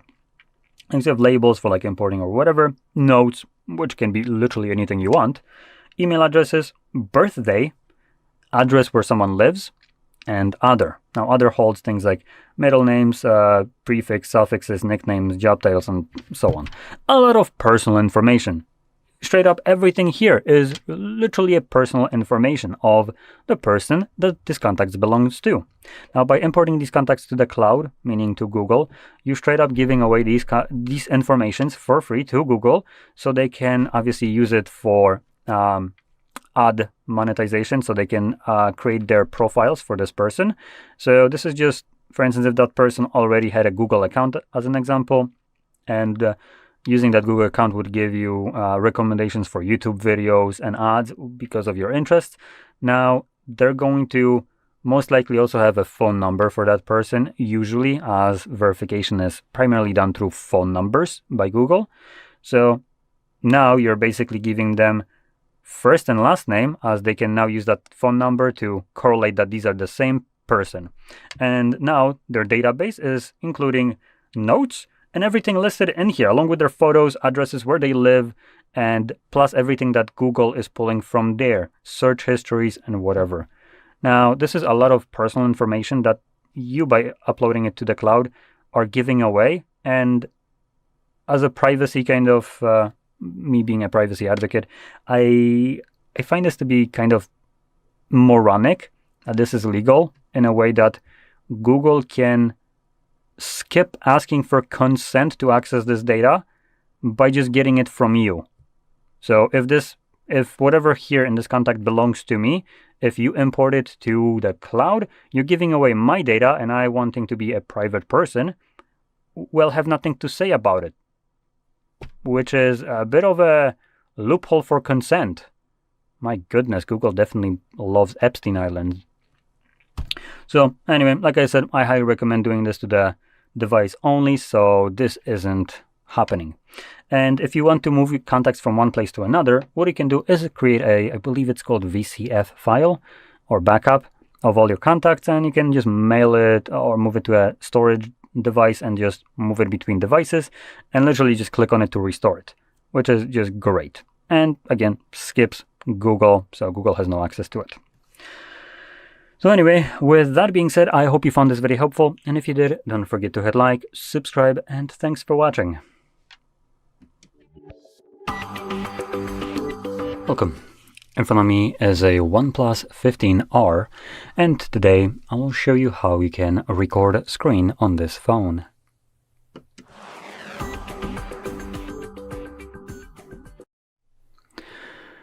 So, to get started, you will want to swipe down from the top right side of the screen, like so, and this will bring down your toggles, and somewhere in here, you'll find your screen recording toggle. Now there's multiple pages, so you can swipe through this, and you can see for me this toggle is on the second page, but if you don't see it on any of the pages, you can add that toggle by clicking right here on this pencil. And from here, we're gonna select the plus button, and everything below here in this darker area is toggles that it can add. Now there's a little bit of a two kind of options of those. So you can see these are kind of grayer and these are darker. The darker ones are ones you can add. The gray looking ones are already ones that are added. As you can see, eye comfort is already added right here. So anyway, from here you would just tap on one of those toggles. It automatically gets added here, and when you click on done, it will stay here. So now that I can see the screen recording toggle, first time around I recommend holding it and then selecting more settings. This will quickly take you to the settings where you can customize some of the options, for instance like the definition, which for some moronic reason is set to 720p like it's 2010. We're going to obviously switch that to high. Now you also have custom, but custom caps at whatever high offers you, so there is nothing higher than this. Apparently 1080p 16 megabits is as much as this device can offer you in 2026, which is absolutely pathetic. But it is the best thing we can get right here, so that's what we're gonna go with, because we're surely not gonna be selecting medium or anything below that even. So choose high, and this will give you a high resolution along with just a sharper image. Higher bitrate would basically mean that the device looks a little bit sharper. Now 16, depending on frame rate, might not be enough right here, so something to keep in mind. Now if we scroll down, we also have frame rate. We have it set to dynamic, which means that the frame rate can go up to 165 frames. Holy shit, why?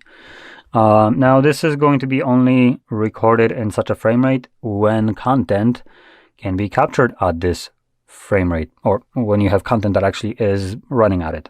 So as an example, if you have a game that is running at up to 165 frames, it's going to record it at that. But for instance, if you're looking at movie or trying to, for instance, record your, I don't know, whatever video you're playing on your screen right now, then this will probably be recorded at about 24 frames, as most kind of movies and shows are at 24 frames, so that would be kind of capped to that. Now, generally, I don't recommend using dynamic just because it doesn't really offer you much, and the higher the frame rate here is, the more the bitrate will struggle. So that's another thing that doesn't really go well together. So we're going to be choosing 60 right here. Hard capped to a what could be a universal kind of frame rate, considered as universal frame rate.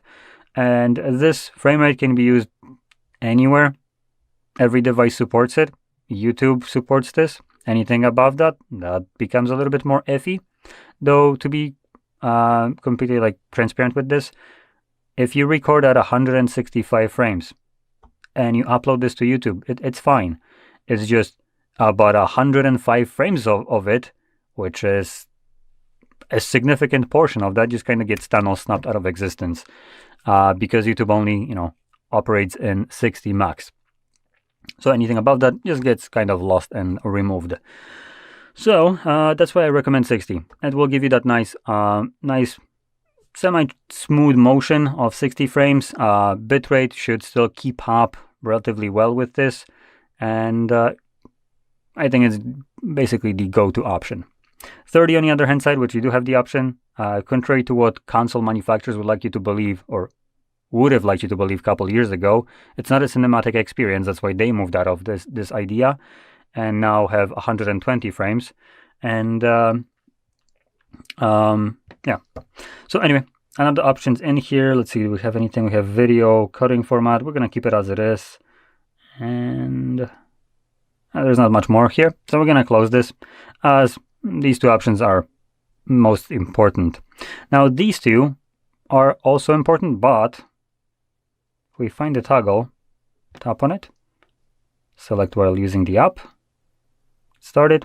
It'll get you these two options every time you start recording. So you can choose what kind of audio will be recorded. And we have system sound and microphone. So from here, you can select both or one of those and start recording. Now, I do want to also add a little bit of a tidbit. If you're planning to record both, I would highly recommend using headphones for this, as typically what will happen is when you're recording the system sound is actually being recorded internally. So you wouldn't even need to hear it yourself, but it is still going to be recorded. And so that's going to be first recording of a sound. And then if it's that same sound is coming through speakers, microphone will pick it up for the second time. So single sound will be recorded twice, which will create this kind of echo effect. And obviously, you don't want that. Anyway, I'm gonna only stick with the system sound and then click on start recording, which you can see automatically begins recording. So whatever I'll open up right now will be recorded. So I'll just kind of go through this. Just kind of doing whatever here. Now I also want to showcase something else that you will probably experience. Just quickly check something. I am connected to Wi-Fi, good. So we have applications like... where the hell is it? So we have Netflix right here, which is one. Surprisingly enough, I don't see Spotify right here, which usually would have been also pre-installed. Let me just quickly check if I'm blind. Nope, I'm not blind. Okay, so I'm gonna just stick with the Netflix. Now, bear in mind, I did not install Netflix myself. It comes with the device by default, and nor do I even own a Netflix account. Huh? Okay, so I don't have internet connection, so let's do one more thing. So if you have this overlay, what you can do is, for instance, click on it and pause it right here. So I'm going to pause it, and what I'm going to do now is go into Wi-Fi and connect to network. Now I paused it so you can see when I'm typing in the password.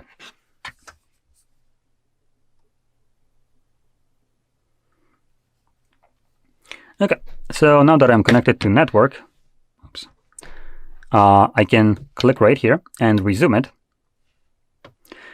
And let's go back to Netflix. Let's reload it. And there we go. Now, props given right here to OnePlus. They do give you this pop-up whenever you open it up. Protected, cannot be recorded. Thank you. That's pretty good. At least you're aware that your screen recorder right now sees absolutely jack shit. But I do want to point this out because you can see I'm not signed into to Netflix. I didn't download this application. I didn't ever agree to terms of service or use for this crap because I don't even have an account. I never did. So this will become important as when we go to view our recording. So let's stop it and move to our Photos application right here where we can find our recording. No, we're not going to be signing in. Piss off. Straight up piss off. There we go. And you can see your screen recording in the Photos tab. But the better way to find it would be by going into albums. And in albums, you will find one or a couple albums which you can locate your screen recordings in, videos and screenshots. Both of them will have it. I prefer myself the screenshots as this just kind of makes it a little bit easier as you have only screenshots and screen recordings. And screen recordings obviously have a timer next to it, so it makes it a little bit easier to locate it. And additionally, you can also just categorize it to view only videos or photos, which in turn would only display your screen recordings in here, or screenshots, depending on what you select. So now clicking on it, it's now already playing, so you'll be able to see everything that I was doing in here. And additionally, I think you can see this kind of this dot, though I am kind of quick about it. That's everywhere my finger was pressing the display. Now, going to what you're about to see in less than a minute, is going to be a protection feature of Android. This protection feature is designed to protect the user's privacy and security. And for the most part, it's a handy portion of Android as a security measure. As an example, if you imagine that on your device you have a virus that is straight up just doing something that screen recording would, which is recording your screen, and then instead of saving it to your gallery, it's sending it to someone that it shouldn't be, and that recording is being used while you open up your bank application and typing in your pins. Now you can imagine how threatening to like your bank security that would be. So bank applications do block it, and that is done for your privacy and security and your money. While here, what you're about to see, this is done for privacy and security of the corporate piece of shit that owns Netflix. It's done so he can afford another Aston Martin or Ferrari, whatever the hell he drives. And this is done completely without your permission, control over this, without you ever agreeing to terms of service or them even asking for permission. These creepy cunts definitely have probably been on Epstein Islands, considering they don't seem to ask for permission right here. They're just doing whatever the hell they want. And because I personally find this absolutely messed up in a way that, you know, your device is being controlled by a corporate piece of shit that basically decides to have their application preloaded on your device and then define how you can interact with said applications that is on your device. I am a firm believer that as long as you didn't ask permission for this and I didn't agree to it, you can go F yourself. And because that, what I'm going to show you, so by the way, just to kind of go over this, as I didn't mention, right here is where Netflix is open. And all you can see is just black screen. So, because it never asked me for this, we're going to go into something like, for instance, our browser. And here, we can navigate to, just get through the setup, there we go. So, and here we're going to navigate to pstream.mov. So there we go. Boop. And this is basically something that could be considered as a copy of Netflix or every other streaming platform. The secret is it's completely for free. So I can open up any kind of video in here. We're going to select using default setup. Use default setup. You can actually download the plugin and it might get you better results in terms of finding a repository. As you've seen, I went through a bunch of them without actually succeeding. I'm going to skip this. Can I like get rid of this? Come on, there we go. Let's see if it's gonna play. Should. No, it might take. There we go. You can see it's playing. So buffering right here, not the best. I do recommend adding that plugin, as this makes loading these videos and buffering them much better from my experience. But yeah, that's one way. And this isn't the only one. You have like you have the pstream, you have the what was it? Let me quickly check. ether.mom or Aether, or however you wanna just prop it in here. There we go, that's another one. It's basically the same thing. Though this one has a little bit ads like when you click on it, so it might redirect you, but works the same way. Great alternatives, free, and guess what? You can record screens while using this. So that's one thing. And for instance, for things like Spotify, because Spotify also does this same shit, if you want to record it, you should be completely free to do so. And I find it absolutely moronic that an application that started straight up from piracy, as Spotify did, now has a little bitch-ass sissy fit about the fact that a website decided to scrape their media and make basically a repository for it, or like a archive of their music. And they're trying to sue them. Boo fucking who? Cry me a river, you little cunts. You decided that it's fine for you to scrape it, but hey, other ones, oh no. Like, so for that, what you can use instead, which I highly recommend because it also works for YouTube to get rid of annoying ads, is searching for Revanced. Once you find it, you can from there install things like Revanced YouTube. You can install the music version of it, or even Spotify. And these work, music-wise, they work a little bit iffy. They're not perfect. But for instance, the YouTube version works freaking splendidly, and I highly recommend using it. And it can play YouTube, for instance, just normal YouTube in the background without the subscription, which is just fantastic. So highly recommend checking those out. It's going to be a great kind of improvement over your sanity and media experience without needing to pay for anything. So you kind of getting rid of all that shitification that you never really wanted anyway. So if you found this video helpful, don't forget to smash like, subscribe, and I really hope you found this video helpful.